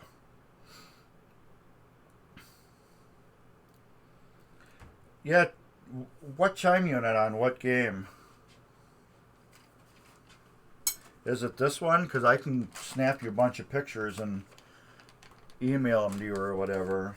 So I had Mike from Mike's Classic Pinball help me with this chime unit. We just did this in another video. Went through and got it fixed. Man, has that turned out beautiful.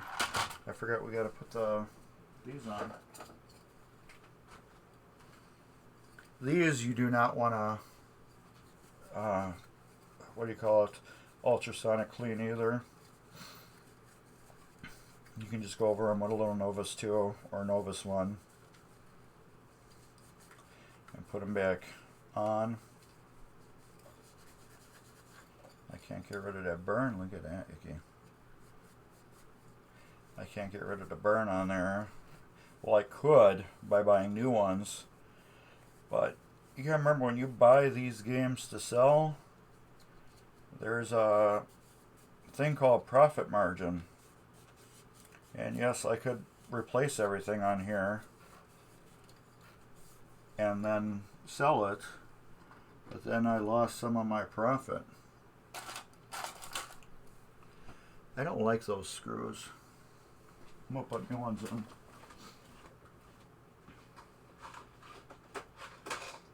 Top bumper short.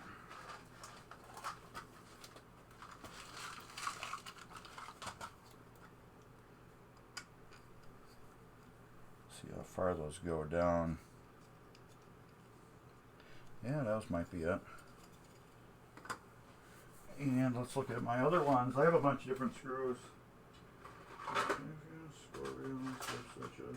Top bumper long. Top bumper really long. And get over here. Coil stops, ramps to wood. Score reel coil, score reel coil. So yeah, it's got to be these then.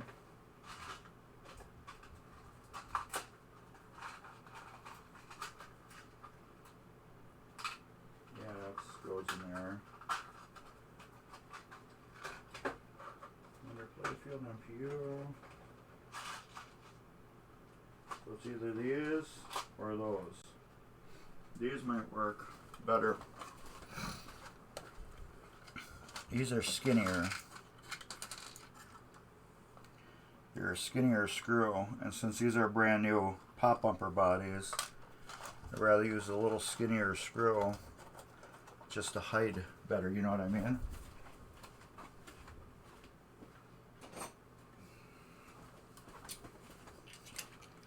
We can hide screws by using a smaller, little tinier screw and a clean screw.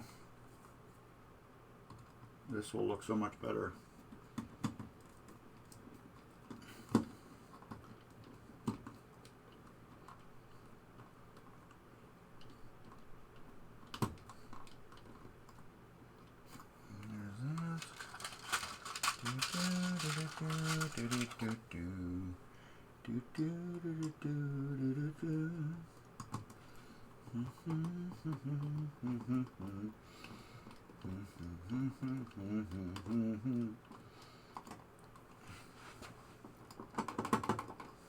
I like that. I like it. I like it a lot. So yeah, I could have bought new caps for these. If these were really roached out, I would have bought 4 new ones. Yeah, 4. But they're not bad. This 100 is bad. I could have bought one. But then, you know, then I could have bought this, and then I could have bought that. And every $1 I stick into this machine is less of $1 I'm getting back. But now when I do these games for customers, I offer to replace all this stuff. You know, okay, your pop bumper covers are good. These are good. There's nothing wrong with them. But yeah, if you want to replace them and get rid of the burn marks, you know, we'll do this. But this is also something too the new owner can buy on their own and be like, you know, oh, I want to customize my machine a little bit. I want to put new pop upper caps on. So I also feel this is just a little something the new person can do. You know, because it's kind of neat getting, you know, your first machine or your second machine and then doing a little work to it. This game, it doesn't really need any work. It might need the knocker coil diagnosed if I can't figure it out. Why it's not getting power. I'm sure there's probably just a leaf out of adjustment. So yeah, if anybody wants to look up Spanish eyes while we're hanging out here and look up what powers initially the 2 switches that are in the head, and I can look at that real quick while I'm finishing up this little bit. But yeah, go for it if anybody wants to. But if not, yeah, I'll try to do it later on. But I have a lot of stuff on my plate right now. I have Hurricane, which will be the next stream. So if anybody's into Williams Hurricane, that will be my next MGC stream. What we're doing on that game is we're going to tear the playfield down, shop it out, replace it with all Comet LEDs, and possibly put a spotlight on that game, a color DMD, and that's it, because I got that game sold again. But this time I know it's sold, because remember that Lucky 7 that I did, that old solid state Williams? The people that had me shop their game loved my job so much when they came here after they got their game home. Well, after I brought it home and they played it for a while, they came here and looked at Hurricane and wanted to buy it right away. So I'm going to dig out that back glass too. We're going to throw that in. That's got to get in here anyways. I want to keep the heat. These bulbs don't do a lot anyways for heat wise. But the heat rises through here and goes up through the head. But I want to trap as much heat as I can in the machine.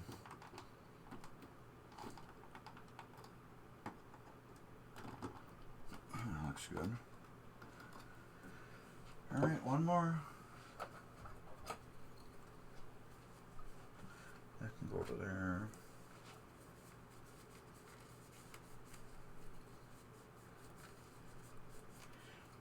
And we're cleaning.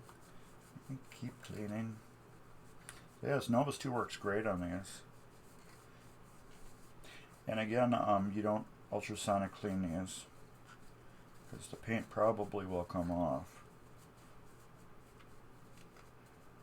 I don't know if these original ones are set better than new ones or what. I do have new ones I could have put on, which were like purple, but they wouldn't match any of the colors. Are they purple? No, I don't have those anymore. I forgot. Those are gone. Those are gone. I forgot. I had bought a... It wasn't a straight flush. It was the other version of straight flush. Oh no, I bought red ones. That's right. I have red ones. But anyways, yeah, they faded and looked red. And then when somebody came and bought that game off me, I'm like, well, I got these caps that go with it. And they're like, those don't go with it. They're supposed to be purple, not red. I'm like, well, they look like they were red and faded. And he goes, no, they're purple. So anyways, I got, I think 5 brand new red caps that say like 10 or 100 when lit. That will eventually go in something. Alright.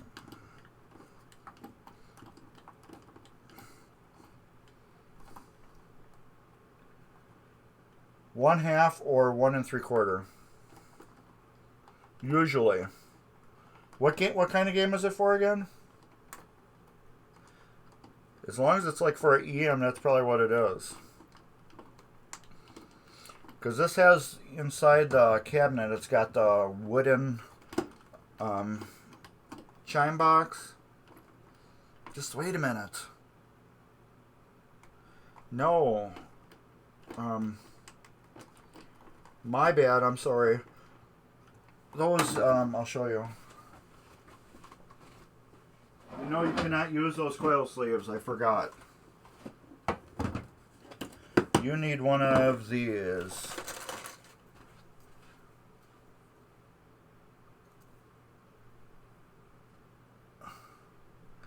You need one of these sleeves.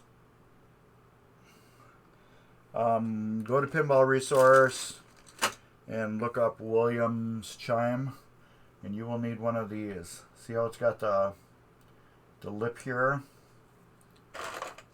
This will not work.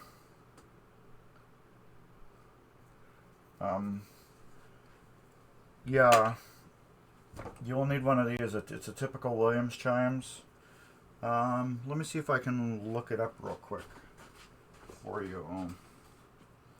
I can maybe give you the part number since I know exactly where it's at.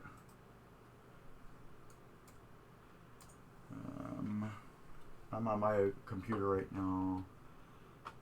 Coil sleeves. Coil sleeve. Up kicker. It's 03-7067-3. That's the Williams Valley part number. 03-7067-3. That should be what you need. No problem. I'm happy to help you. That's what we're all here for. We're here to help. Now the thing is, you may have to cut it down. If it's for the wooden box, I believe you have to cut it down. I use a pipe cutter and an old plunger for the a flipper. But as long as it's a regular plunger, what I do is I take the plunger and I put it in here, and then I use my pipe cutter, and then I put it in there and I cut it. Why I use this is because if you just try to cut the sleeve with the cutter, it ends up crushing it and making it oblong, and then it moves back and forth and it doesn't give you a clean cut. So if you put a sleeve in it and then crush it down, it cannot crush because this is inside, and it gives you a super clean cut every time. I actually have that in one of my my how-to thing, how to cut coil sleeves. So that might help you. Yes, and use the old one to measure it. Thank you, What's It So's. Use the old one to measure it. Oh, it's missing. Okay, then let me see if I can open this up. And you need the one that's in the cabinet, right? The one that's back down here. So I'll try to go and get a real quick measurement for you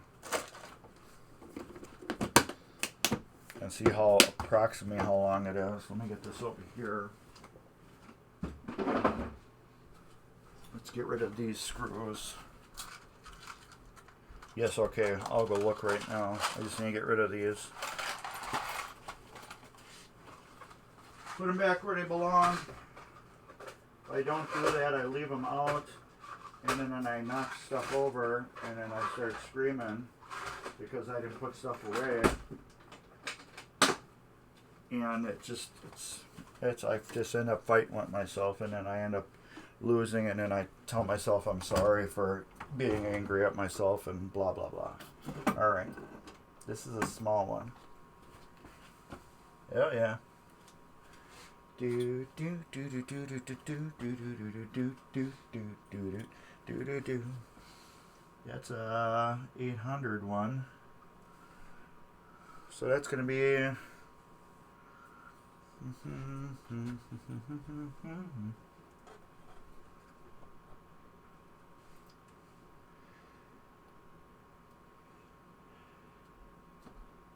Okay.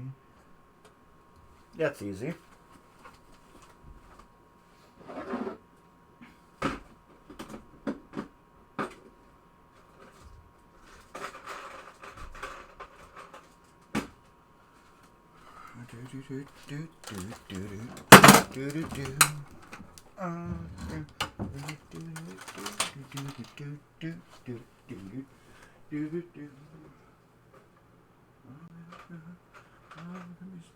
We're gonna get right back to where we started from. Okay. Tilt stick with the bob where it belongs. Yes, the bob's got to go back. Because I kept tilting it when I was wiggling it. What was I gonna do? Oh yeah, here we go. I got no room to put anything now. Okay. Oh, this has a sleeve on it. Okay, you got one of these little coils, which is like a B1 26800. So it uses this little coil sleeve, which is the what is it, 1 1/4 inch? Yeah. So it uses this little sleeve, which is this little sleeve, which is a 1 1/4 inch long. And let me put on my manual focus. It's just so much easier to do this. Okay. So this is the size you're going to need. From here to here, it's going to be 1 1/4 inches long. So this is basically what you're going to be getting, but it's going to have this lip on it. So when you get one of these, you want one that's 1 1/4 inches long, or you're going to be cutting it. So my ruler is on, the beginning is right here, and you're going to end up cutting right there at 1 1/4 inch. But you need this type of sleeve because it's going to go up. This is going to be the, let me get it back out of focus. This lip right here that you're going to ride, it's going to be in a machine at the bottom. Let me verify that for sure. Get rid of that. I can get rid of that too. That doesn't need to go in there. So yeah, it should be 1 1/4. Let's put this in the bag. Come on.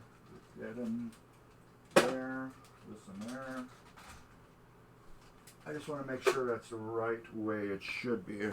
Back there. This there. And there. Yes. And we'll do this.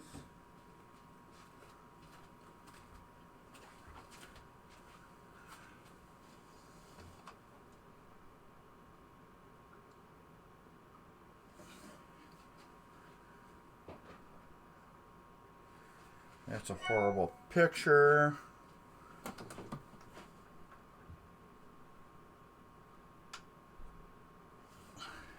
That's a better picture. Okay.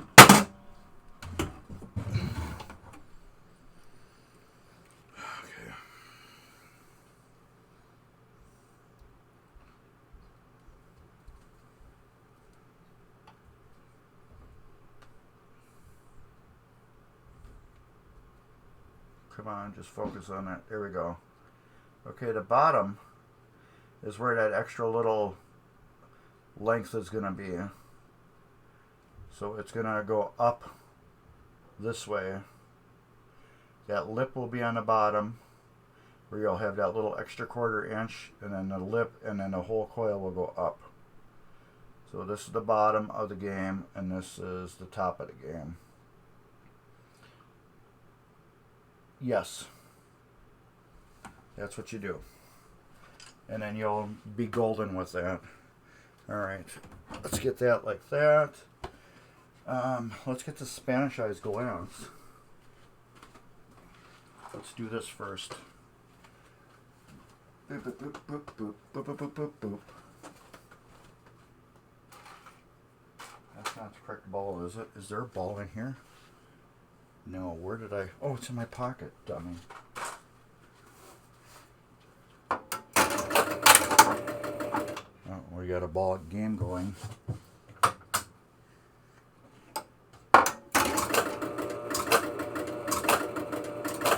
I love when they do that. Okay. Let's see what this thing does. There we go, lights on.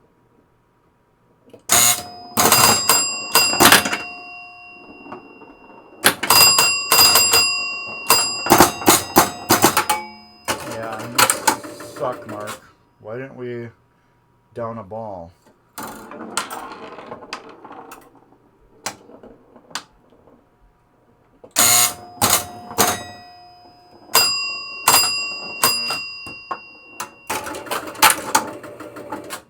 That's weird. It did that time.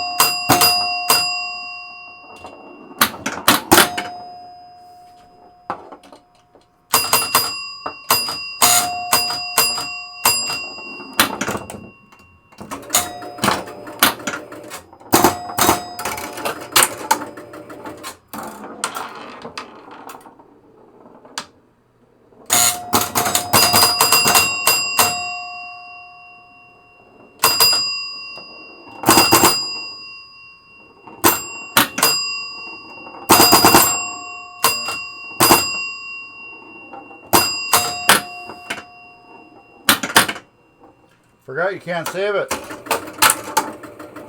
Trick about Spanish eyes, if you got your flipper open, you can actually drain it through the flippers.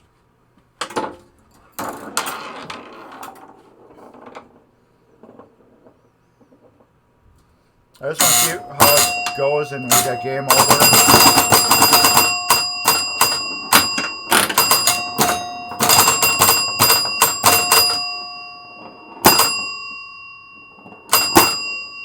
Yeah, we're getting 10 points. A little sucker here.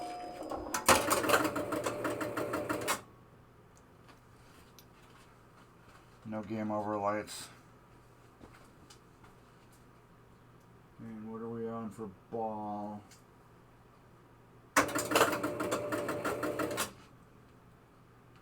Yeah, oh, geez, I hit the cord. I wanted to start this. We ain't got no credits. And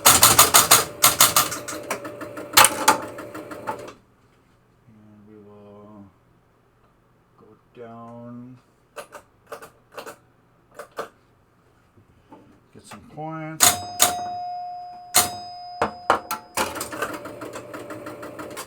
No game over lights. What are we on that?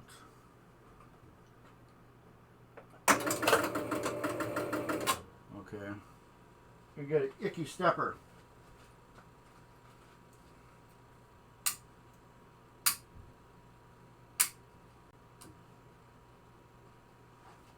Wanted to get the legs. That one. Where are we at?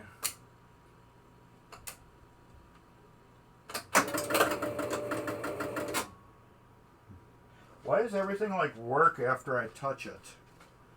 That's the thing that really drives me crazy about these EMs. I should have put that ad on there. My game over light. Right here. This was not working for some reason. So let's start again, add a credit.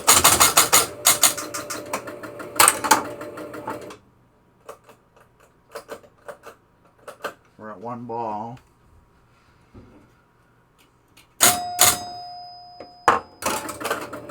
Now look. Now it's working perfect.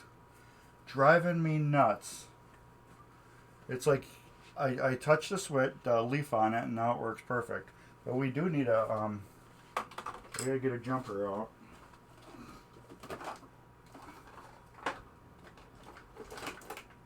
So I do want to see which wires I need to jump to get free play. Because those I put a special colored wire on them.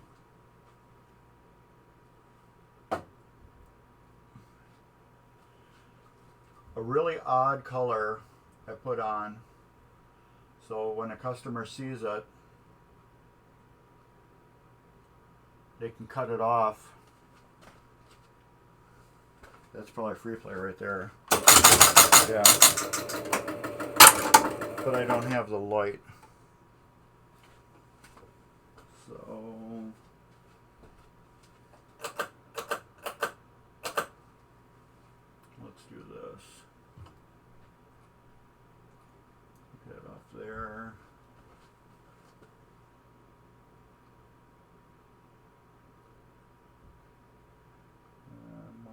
next one would be this one here. That one and this one. Okay, we got the light now. The light which is right here, which is opened. And see, now we got no game light over again. So I'm going to have to jumper both of them too.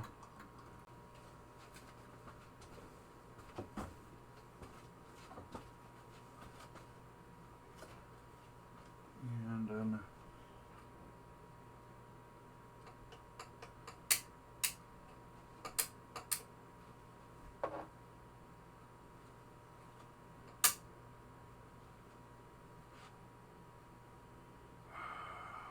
not working again.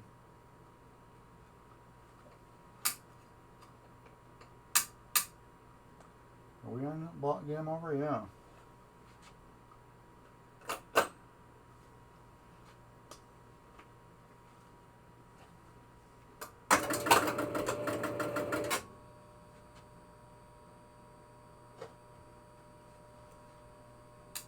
Not that one. This one? Nope, it's not that one. Is it this one? It's this one. I think it's the relay in a cabinet.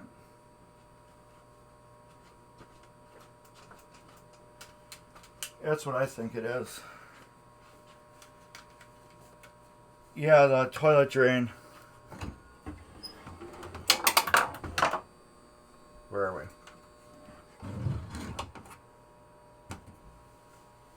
Okay, where do we lose the ball?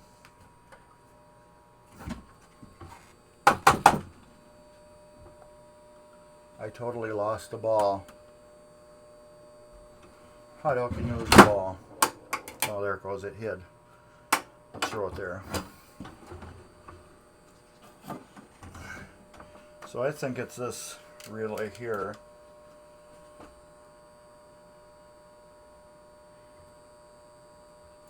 It's one of these.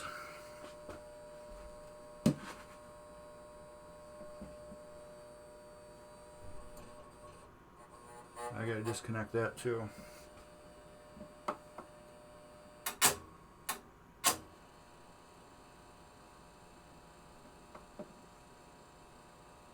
It's a game over one here. It's that one.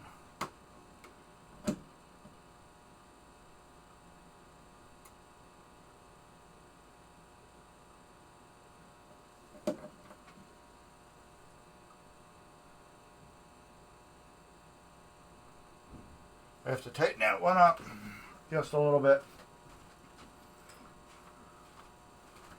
Now I gotta cut the wires on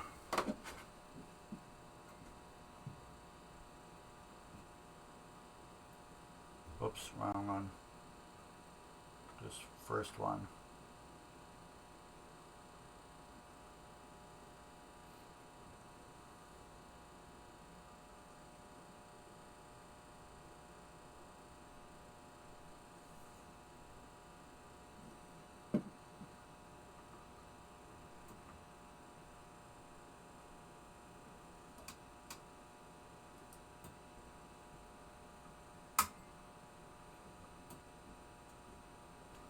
Alright, let's try that now. Yeah, this relay looks like it was triggering it. Okay. Start a game.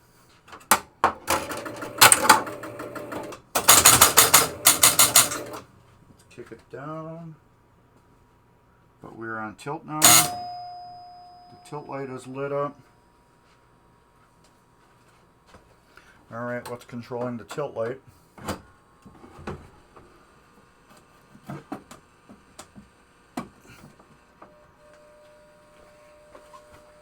got the tilt light going on now.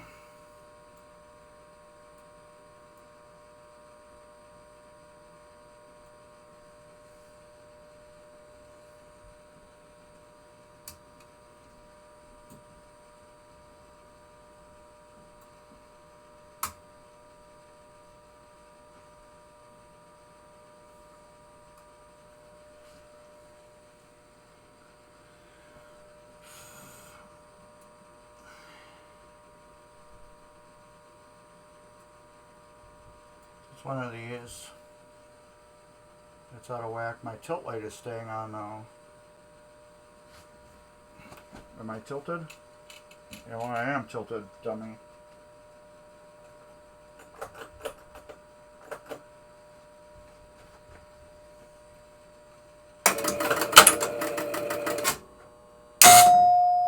Okay, I'm still on tilt light.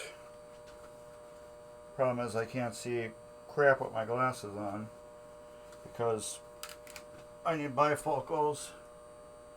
So what light is staying engaged? It's one of these. And are we up? Yes.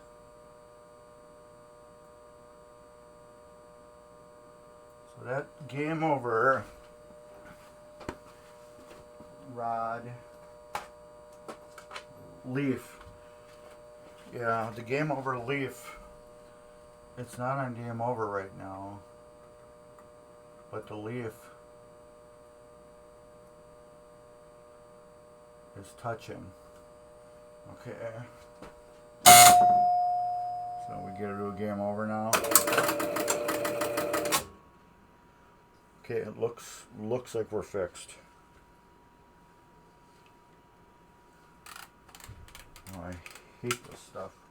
But we're fixing it now before it goes MGC.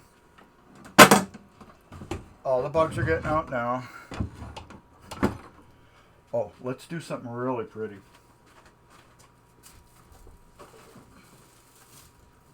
Let me make sure I can push this forward. It's Baywatch. The head is so giant on it. It only fits in a couple little spots in my basement.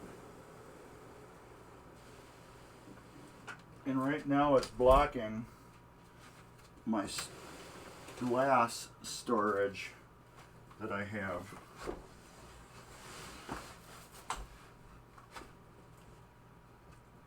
Keep all my pinball glass in this one area.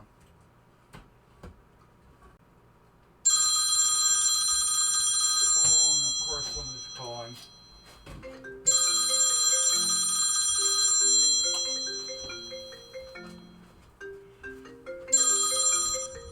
Spam. There we go. Oh, we gotta do this. Alright, you guys ready? Back of it first. Look at that.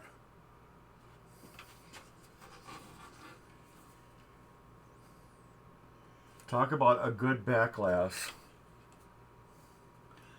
This back glass is mint.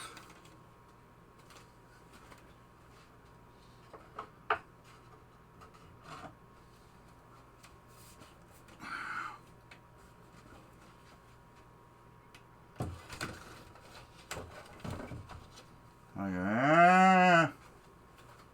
No, it's original. It is an original back glass. It is original. I think that's where. Okay, that's where. What am I hitting? What am I hitting? Don't want to hit that. Yes, that's original glass. Let's get this out of the way. Let's turn off the lights and see if you guys can see it.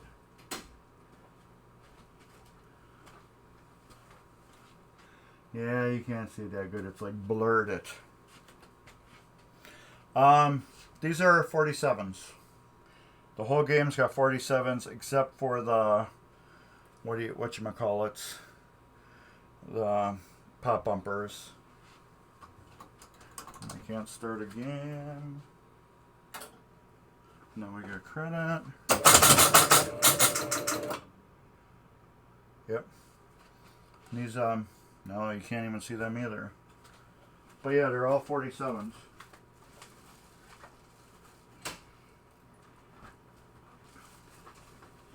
So yeah, this glass is beautiful. 5, 4, 3, 2, 1.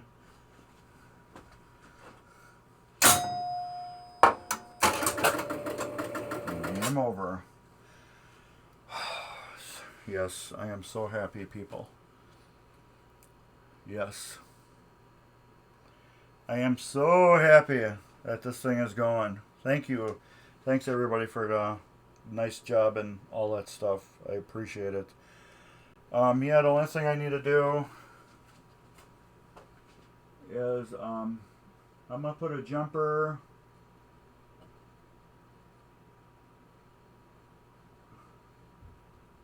on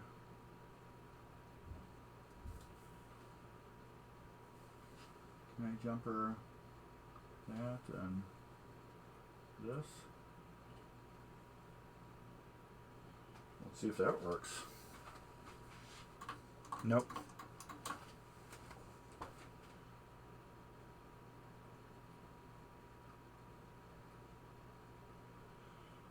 So my dilemma is I put a jumper on it.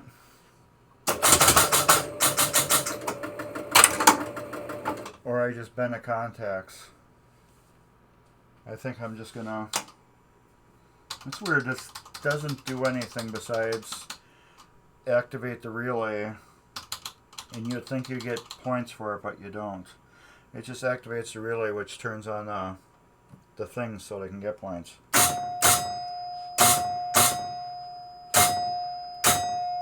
We got our lights. Well, you don't see that.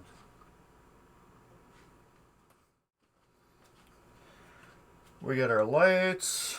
We got our special one lit, which gave us an extra ball. So let's... We got that. We got 5,000 one lit. We got our 5,000. What about this?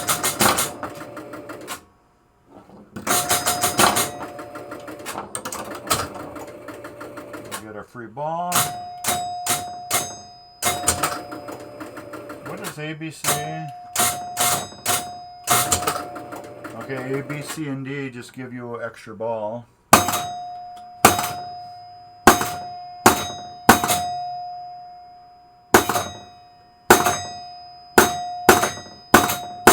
Hey, that's sloppy. Am I...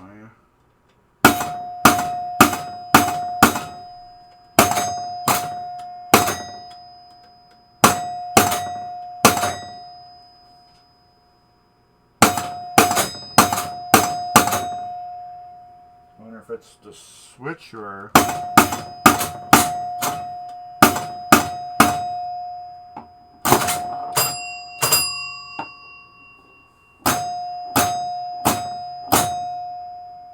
Yeah, it's my fat fingers. Nope. It's the... what do you call it?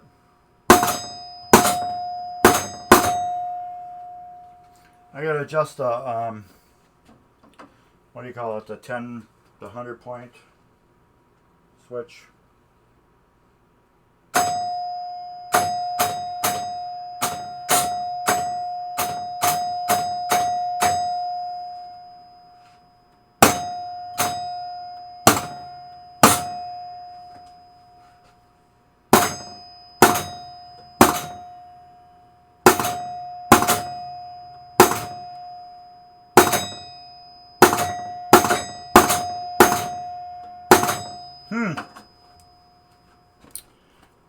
Is that close together, or is it just shaking? So I'm getting like extra, instead of 100 points, I'm getting, what do you call it?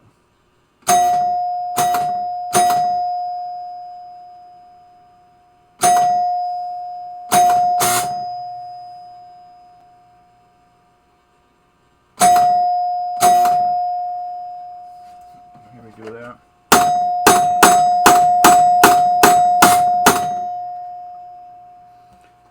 Okay, we'll do that. The point switches on pop bumpers, it's a little too close. That one's really close.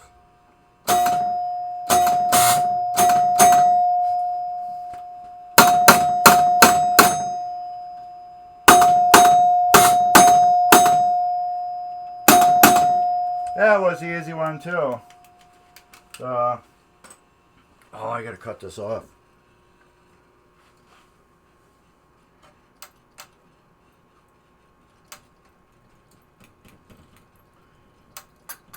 This is the way we disable the lock coil, the lock coil, the lock coil. That's how we disable the lock coil all the live long day. I just twisted the wire off on the door. So I'll take a little piece of electrical tape.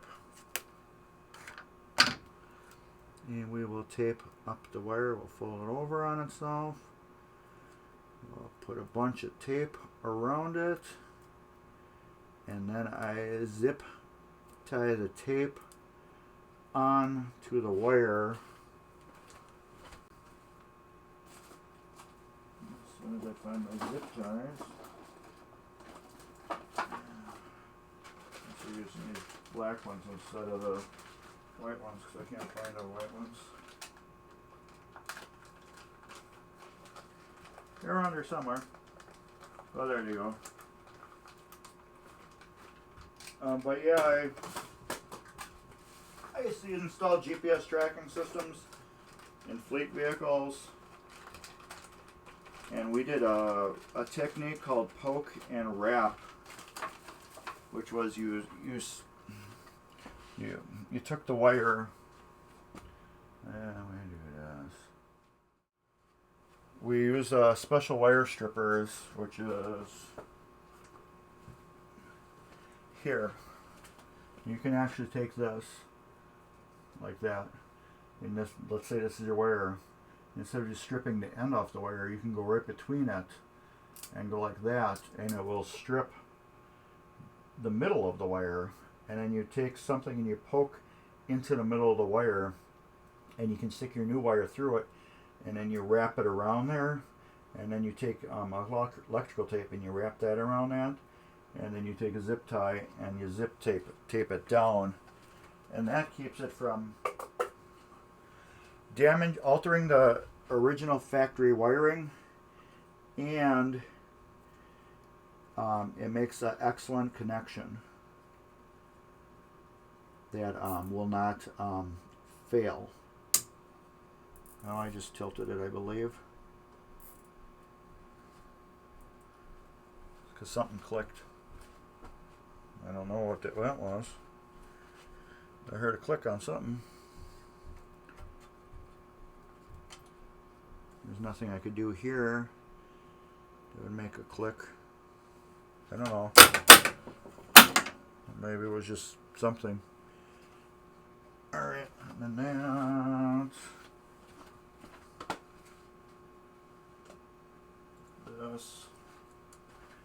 Alright, take that, cut that off. Well, we got that disabled now. No more coin door buzzing. Let's get this. We will get the playfield glass. Put that on. Alright.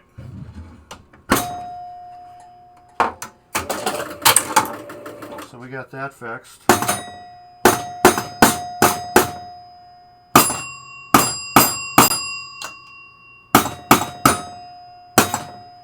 Okay, we're getting 1 point off those, which is good.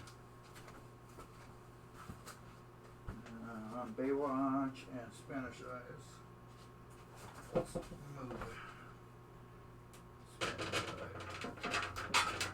down that way. Oh yeah, all my glasses and lockdown bars, I label them before I take them out. This way I don't mix anything up. Hey Matt, what's up? You'll be able to play this on Friday if you want to. Friday, Saturday. You can take it home Sunday, Matt. With the glass on. Lockdown bar should be over here. Yep, it says eyes on it. I know that glass is dirty as hell, but alright.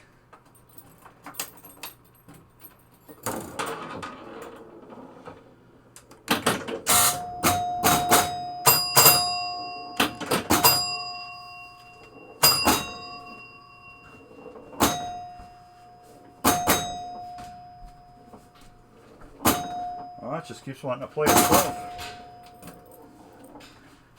I want to put the head on too so we can do it the heat cycle. Okay, we gotta adjust that switch. Let's get this back on there.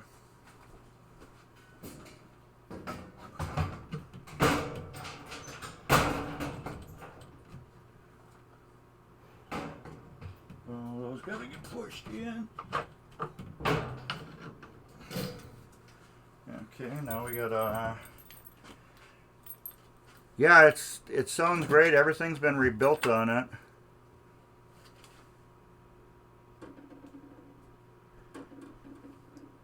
Okay, yeah, we're not ejecting a ball now.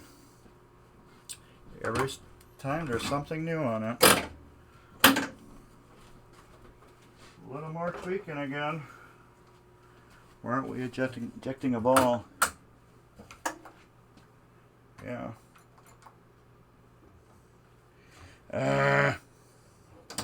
Every time there's something new. We just had it all working perfect. And now we're not getting the ball thing.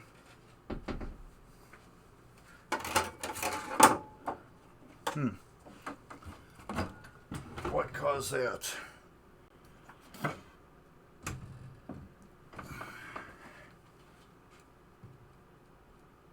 Why aren't we...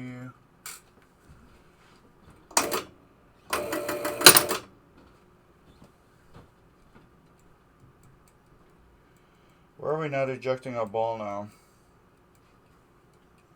We're still on tilt. Where are we on tilt? Or are we on tilt? We're still on tilt. Okay, I did something with the coin door to make it tilt, I believe.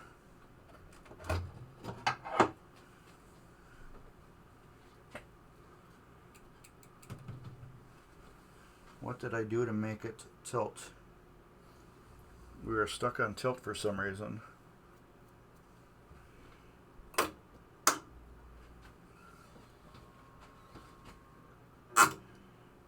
Check relay. Reset relay. Yeah, we're still stuck on tilt for some reason. I heard a click.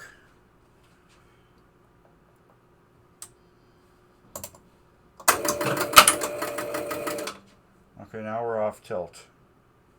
Why were we stuck on tilt?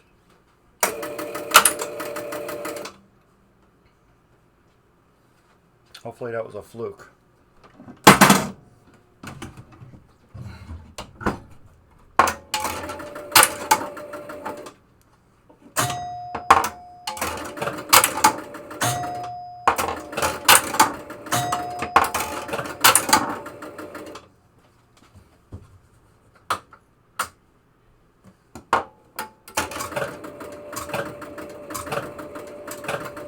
I forgot that's a sneaky way to get it. Okay. Alright, now it's playing perfect again. I don't know. It was just stuck on tilt.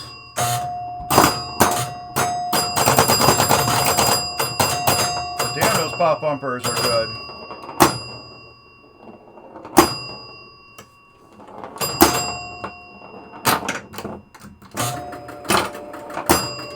I don't know why that... When I was messing with the coin door, I heard a click.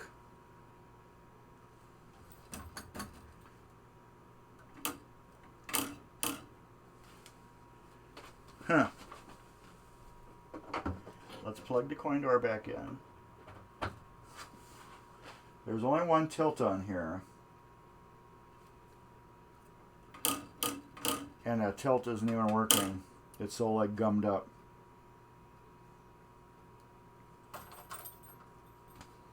Something did something to click. But what? I'm hitting the tilt on the door. And that's not even, you know, activating anything.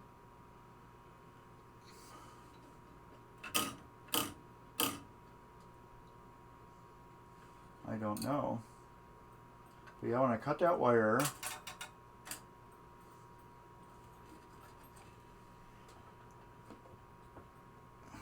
yeah, I heard the click, which was that tilt relay. But who knows? Oh, there's a staple right through here. That's not good. Get that out of there.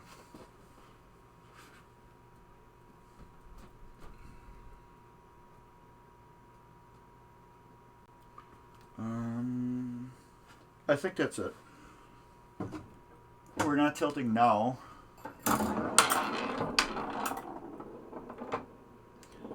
But yeah, I adjust the pop bumpers like that.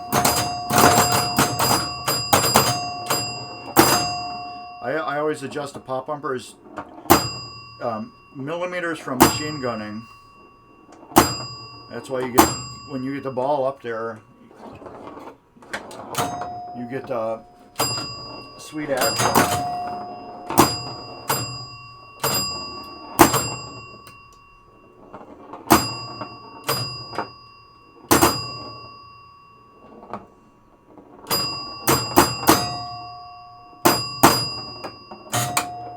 Eject itself to get it out. I get a janky bulb here.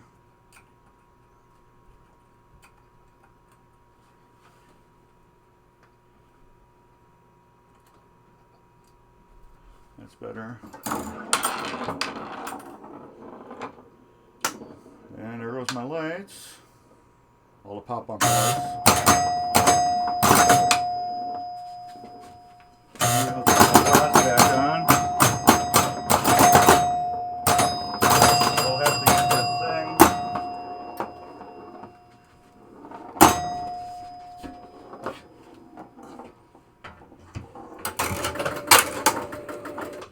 Still don't know why I did that. I had to have bumped something. Bumped something weird. Let's get this lockdown bar back on. Alright.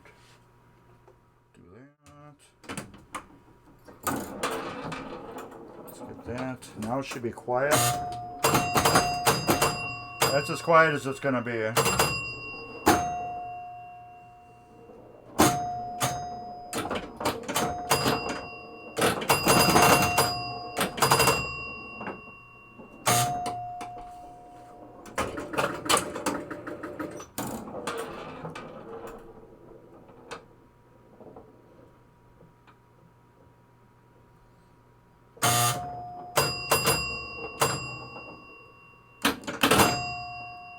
Game over. Yep. And we got a match 20. Oh, I'm tired. So I think I'm going to let this thing do its heat cycle now. Like I said, I got the back doors on, it's locked. I got the glass on, and I got the cabinet closed. And technically this door doesn't even need to be plugged in. There's nothing attached to it anymore. The coin mixer open. There's no bulbs in it because there's nothing here. So technically I could just keep that unplugged. I could actually probably gut the door off, but I'll leave it. And that's locked. But yeah, it should be. One thing I like about these games, if you start it like that, it will continue once the ball drains. It just, if you shut it off like on ball 5, it will continue once you launch the ball. Now we'll go to 4. But there's this other trick though. Thanks Pez for the bits. Now there's this other trick you can do. Is don't turn the game on. I mean, well, turn it on with the power, but don't hit the flipper to turn the GI on. And then do this. Let the ball drain. Once it hits the trough switch, it will reset the ball counter itself. There it goes. Now when you turn it on, it'll be on game over, which is really kind of interesting. So yeah, it's on. Let's say you were playing and then you had to go. You shut the game off, turn it back on, and if you hit GI, you're getting your, the game is still in play even though it's off. You get a tilt, but once you get down to the bottom, it will go down to 4 balls. So the way to bypass that is turn the game off, turn it back on again. Don't hit anything, but just launch that ball. And when it gets back down to the trough, it will reset the ball counter and put it at game over.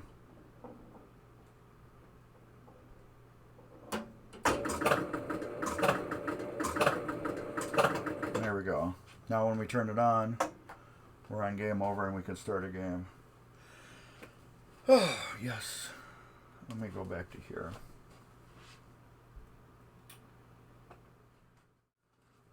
So yeah, everyone, I thank you for all the emotional help that you gave me with this game. I really, really appreciate it. And just being with me on this Spanish Eyes journey, taking a deadbeat game that was raggedy, dirty and nasty, that needed everything cleaned, adjusted. I wish that back glass looked better on my camera, but it really does. Yeah, I'm glad to help them. If anybody can get their game fixed and up and working, so like I said, Mike from Mike's Classic Pinball, he helped me with the dinger, sent me pictures of how it went back together because I didn't have all the pieces. I was missing pieces. But yeah, that's why I love this community. It's everybody helps everybody. You know, hey, I got this game. Let me go take a picture for you. You know, it's awesome. That's why I love the pinball community. I've been in well, I'm still in the car community. I have a 2003 Mustang Cobra, and so a lot of the people are dicks. I'm straight serious. They are. You get those, you know, small group of people that are really super cool, but the pinball community, more of them are cool than not cool. You know what I'm saying? So a lot of them, they want this game to work. They want this game to survive. They don't want this game to be parted out and tore apart and junk. They want this to stay alive, keep working, do its thing, and go on. Or they want to buy it from you really cheap. But yeah, if we can keep these things working, yes, yeah, exactly. Mustang people not so cool. Yeah, it's just, well, you get the people that skittle their game with, you know, all different kinds of LED lights, and you tell them that their game looks like crap because it does, and then they get all butthurt on you and get mad. But yeah, you can't skittle a game with LEDs, people. This one, how I would do it, I would put the retro SMDs from Comet in it, and then maybe the inserts underneath. I would color them, like if they're like the orange and the red, I would enhance them. I wouldn't go up here because this is orange underneath the plastic and put orange or red LEDs. No, we don't do that. Pop bumpers, I had on my, not Fun Fest, Swinger. There was 2 yellows and 2 greens that lit up. My caps were, the colors, paint was wore off. So I just put colored LEDs in them. So when they lit up, they were lit up green and they were lit up yellow. Hey Turbo, what's up? Yes, I've been in touch with the Comet people, and I actually got some ideas. Well, one idea right now for a new Comet product that I still have to talk to them about. Ryan, your Spanish Eyes. It could be your, well, it's not your Spanish Eyes anymore. You declined the Good Buddy price. So since this thing turned out a lot better, it's the MGC price. But look at that back glass. I know it looks like crap in here, but the glass is perfect except for just a little bit right here.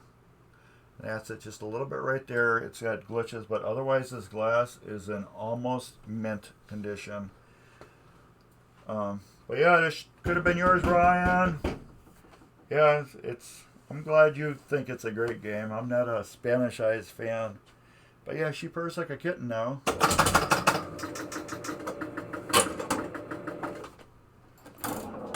Purrs like a kitten. Everything works now. And it plays itself. I put the pop bumpers on inches from their life from machine gunning. That's how I do my pop bumpers. Get that. It's just playing itself.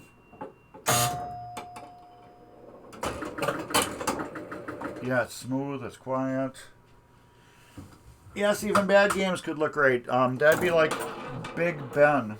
That game could look great. But I actually have one out in my garage, the playfield for one. That I'm going to make a video of me cutting it up.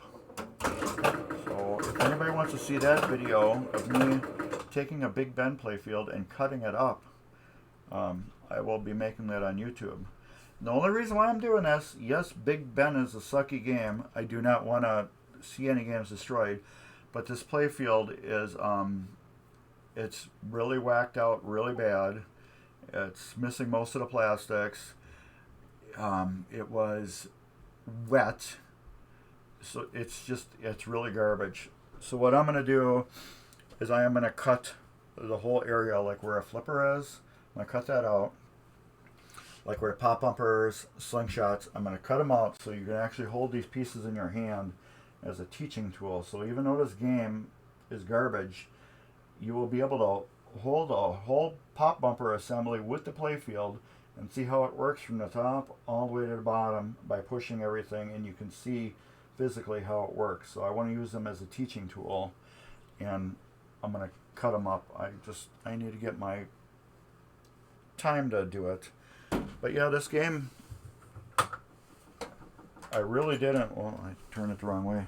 I really didn't intend to keep this in my collection, but I played it, and it wasn't a hit for me.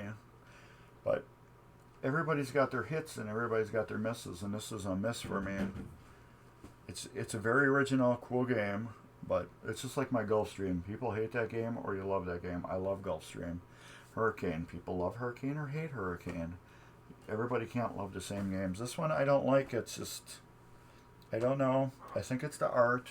If it didn't have this art, I think I would probably like the game. But it's doing its thing. It's working. I have to print some new cards for it. I'm going to let it do its heat cycle now. Oh, good. The match unit moved. So that's good. I got to do its heat cycle. Let it do that. I have to put 2 jumpers on the credit wheel for free play. I always put really super odd color ones that don't match anything in the game. That way when whoever buys it can just cut them and it will go back to quarter play. But this one, in order for them to get a quarter play, they're going to have to get mechs. There's not even holes in the door for a mechs.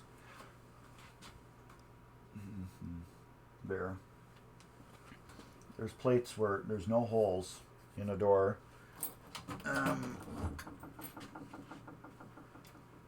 Tilt it down. This is about as best as I can do. The switches are garbage. They're all bent to hell. So it needs all new switches, coin mechs, and then it needs to get completely scrubbed through. It needs the plates for the coin mechs to go. Well, the coins to drop down through. So it's really it's a great free play game, and that's probably what it will stay on.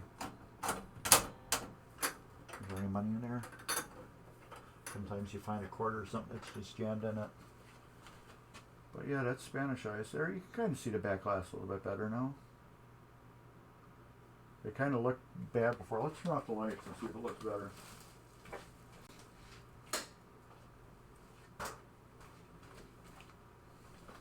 Yeah, it still doesn't look.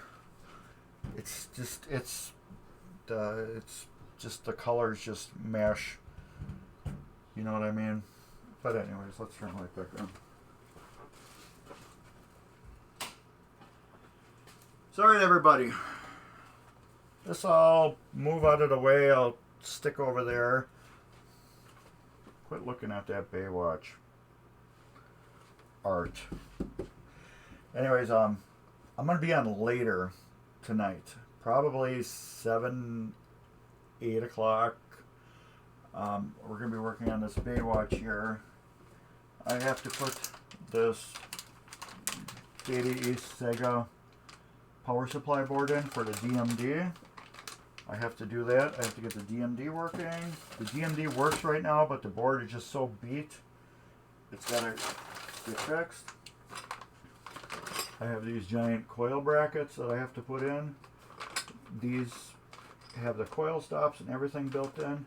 I need them just because this piece right here is loose, and it just these are for the slingshots.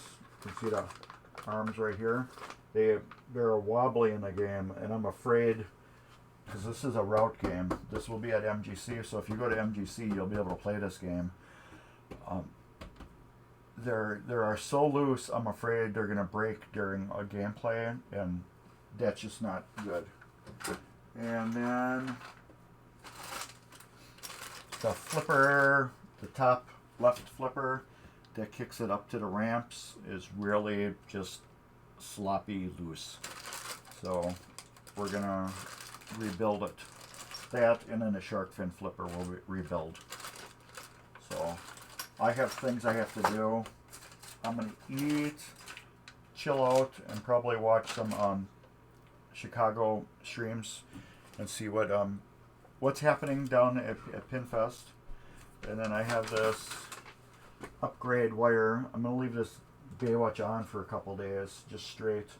This is a power upgrade wire that reroutes power to the DMD if you have issues where it locks up or shuts off. But I'm thinking, now that we got this, because the board is like really baked out, I'm thinking with this, we're not going to need that. So, yes, it's going to be a double stream day. I keep getting more and more of these little boxes full of extra parts every day that I work on a machine. I don't know what it is. It's just I keep getting extra screws, more and more extra screws every time I work on a machine. No, I find these in the machines. It's either that or I don't like the screw, like this one. See, it's just all like corroded and nasty looking. I didn't like it, so I put a new one in. Like same, or do I have one of them in here? Like this one. The threads are just so beat up on it. I didn't want to put that in there. I put a new screw in. Stuff like that. Burnt out fuses laying in a cabinet. This is just all stuff that I collected. This is broke. I don't even know why I'm saving it. The end snapped off. This was from Spanish Eyes. That was an interesting one. I will show you that one real quick. This 10 switch right here. It was completely blocked. I don't remember what was in it. I don't even know if I have it. I might have just threw it in the garbage in disgust. I don't know what it was. There was some type of black plate, if I remember correctly. Oh, I got a brand new one of these. Let me put that with those. Anyways, there was some type of black plate that was covering this because this part, the top, broke. So they put like some type of plug in it and just mushed it down to the side. I wish I would have kept that. But if you've seen one of my videos where I took it apart, you probably would have noticed that. So anyways, I guess that's about it. I'm going to put this over here because in case we get extra screws for some reason when we work on it. And yeah, that's it. So it is 4:23 p.m. Central Time right now. So look for me around 8 p.m. Yeah, you'll have to talk to Dan at MGC. I don't know where you get it from, but yeah, that power upgrade. When I take the board out, you'll understand why.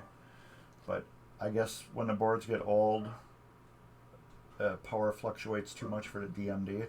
This has a color DMD in it, so I don't know if it takes that much or not power. But these, then you join into another connector. You have to push them. You have to cut the wire. It's got those, whatever these connectors are. I can't remember what they're called. IMDB or something like that. But you push the wire into them. And I don't have one of those tools where you push the wire into it. So I'm probably gonna, yeah, IDC, that's it. I forgot. I know what IDC means, I just forgot. But yeah, okay, $15 with instructions. And it's got, I say way too damn much. Tells you all the games. And what'd you say was Batman Forever? Yeah, it says Batman Forever right here. So it tells you what to do, where it plugs in. So you know what, if you really wanted to, I could just take a picture of this and message it to you. And then you could just see if you could just tap into the factory wiring and not spend $15. Let me know. You got my messaging. You can message me. But yeah, so if I'm going to try not to use this. I'm hoping the power board is just garbage. And it's got intermittent issues. So anyways, mumble, ramble on. We've been going for 3 hours, and probably 2 hours and 45 minutes is me rambling, and the rest was working. But yeah, again, everybody, thank you for the help and support with this game. It will be there for you to play at MGC. I have to get the legs on it. I probably will do that. I don't know if I can right now. I think I can. I know I can. Can we get the legs on now? Because that'd be easier for just... Oh, no, I killed it again. Or did I? No. That'd be easier for me just to get it out of my way. I got nice legs for it too. These are off my Grand Prix. I will have to clean these yet. But... I don't know.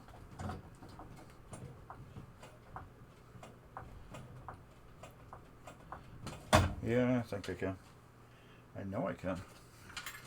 What was that from? I think I can. Oh, that's like a little train that could or something like that. Little engine that could. I think I can. That's what that's from. Where did I put the bolts though? They should be over here. Yes, that's where it looks like they are.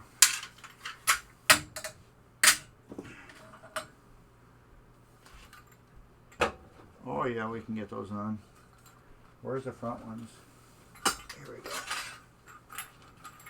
Do do do do do do do do do do do do do do do do. Let's put legs on, 'cause 'cause it's where they go. Let's get the right socket. So we put their legs on, you know. Yeah, I'm just going to be putting the legs on. If anybody wants to watch that. And yeah, thank you for streaming all that you do too. So yeah, Pez has a stream. If you want to throw it all up there, go for it. Also Ryan too, if you're still with us. Throw your stream up. Like I say, it's all about everybody being active in the pinball community, sharing their things, doing all that cool stuff. There's all my other bolts. There we go. There's 2 of them. So yeah, you guys go ahead and post up your links. That way if anybody else is there, they find your shows interesting. And if you're into Pez and you really want to check out Pez's stream, he's a Pez. What are you like? You're a big Pez collector. You just know everything about Pez and what Pez is and the whole history and everything, don't you? I always learn some new Pez history when I watch your show. Okay, those are 2.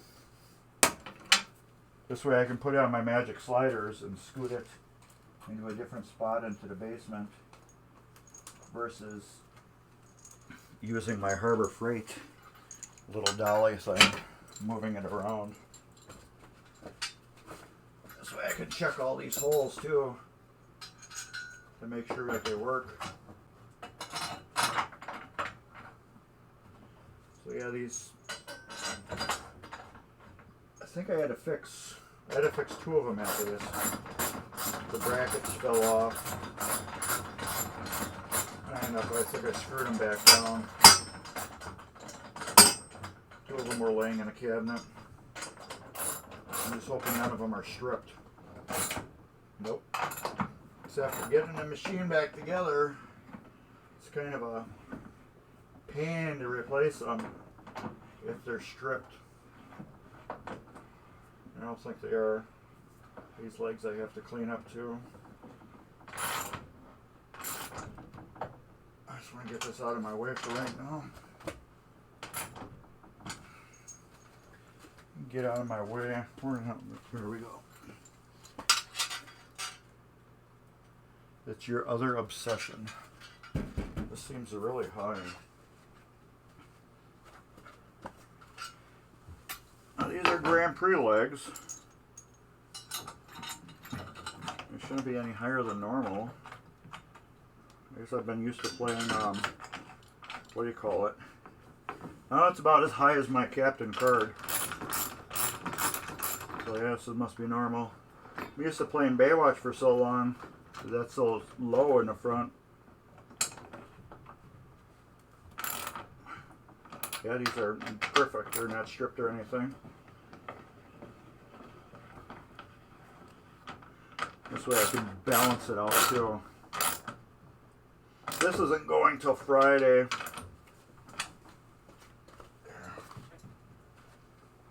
Okay, we got that. Let's do this.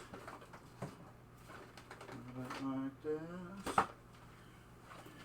These are my magic sliders I use. I keep a brand new package of them right here.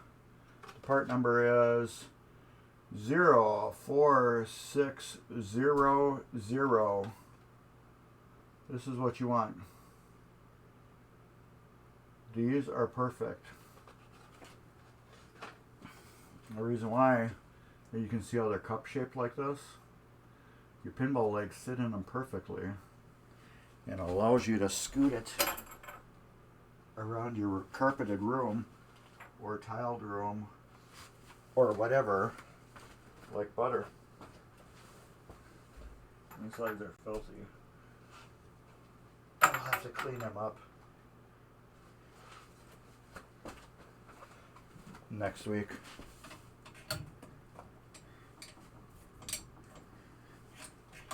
Oh, come on.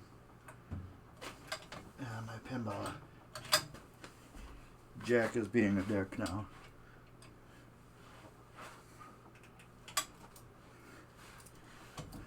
I had adjusted it the other day.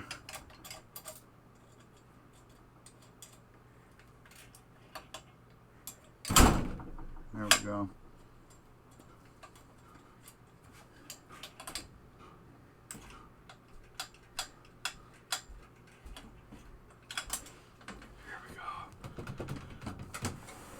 Push it easy. There we go. See? On carpet. Alright. 8 o'clock. If anybody wants to join me back. It'll be some Baywatch stream info. Anyways, if you missed this, you can go back on a tvMGC and watch it. Or here's my YouTube channel. This will be back on, well, it will be on my YouTube channel probably by tomorrow. Let me turn this off. So yeah, follow Mark's Basement Arcade on YouTube, Facebook, Instagram. There is, yeah, I hope you can join tonight. This is a Midwest Gaming Classic website, midwestgamingclassic.com. Everything to do with gaming, November 5th through the 7th at the Wisconsin Center in Milwaukee, Wisconsin. If you're into anything you drop a quarter in, you will be able to play it for free, including all the brand new releases of pinball machines that have just come out. You will be able to play this. Hopefully, one of you guys will take it home. I will be doing a little bit more work on it. I don't know, it seems high to me, but it isn't. It's just, this is really low to me. My captain card is like the same height.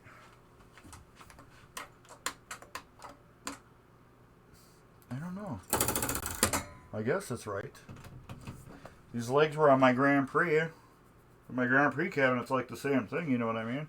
But anyways, November 5th through 7th, MidwestGamingClassic.com. If you're going and you're doing a walk-in, or if you're going anyways, you need to be vaccinated, fully vaccinated. Your last shot has to be by October 22nd. If not, you can go in and get a test somewhere that shows you're COVID negative within 72 hours of going to the show. So you got that. You cannot walk in off the street and get in unless you're fully vaccinated by the last date of October 22nd, unless you have a negative COVID test. So I just want people that are walking, and I had a friend at work that's like, okay. I'm like, well, you need to be immunized. Oh, well, I'm not going then. Because you can't get your last shot by then and be covered by the vaccine. So yeah, you need to have a negative test within 72 hours, I believe. Anyways, all the info right there is in the Midwest Gaming Classic link. Here it is again. They have a specific COVID, all your COVID information. Please read it if you're going and you're not vaccinated. You can still come. You don't have to wear a mask unlike the event that's going on right now in Chicago. You are required to wear a mask. MGC, it's recommended, but you don't have to. And you got all your console gaming, your Spanish Eyes gaming, your Lucky Ace gaming, all pinball gaming, arcade gaming. The Garcade will have a Garcade there. There will be tournaments, pinball tournaments. You'll be able to play consoles, computers, Magic the Gathering if you're into that. If you're into card games, board games, cosplay, you want to buy stuff, you want to sell stuff, everything. Go. Midwest Gaming. Everybody, rejoice. Ah! Anyways, yeah, I will see everybody later. 7 or 8 o'clock, probably 8ish. I have to get this stuff done so it can sit and be bulletproofed. It's how I roll. I need to let things, whatever. I have to let the things do their thing. So anyways, on that note, oh, the lights turned on. I'm so happy with this game. I'm so happy it turned out. I just love how Williams are just so smooth. Gottlieb's like that too. Anyways, so hopefully I'll see all of you guys later on tonight at 7 or 8 o'clock Central Time. It is 4:39 right now. So 4, 5, 6, 7, like 3 or 4 hours I'll be back. 3.5, 3 hours. Something like that. I need to eat. I'm hungry. So anyways, take care everybody, and hope to see you again later. Bye.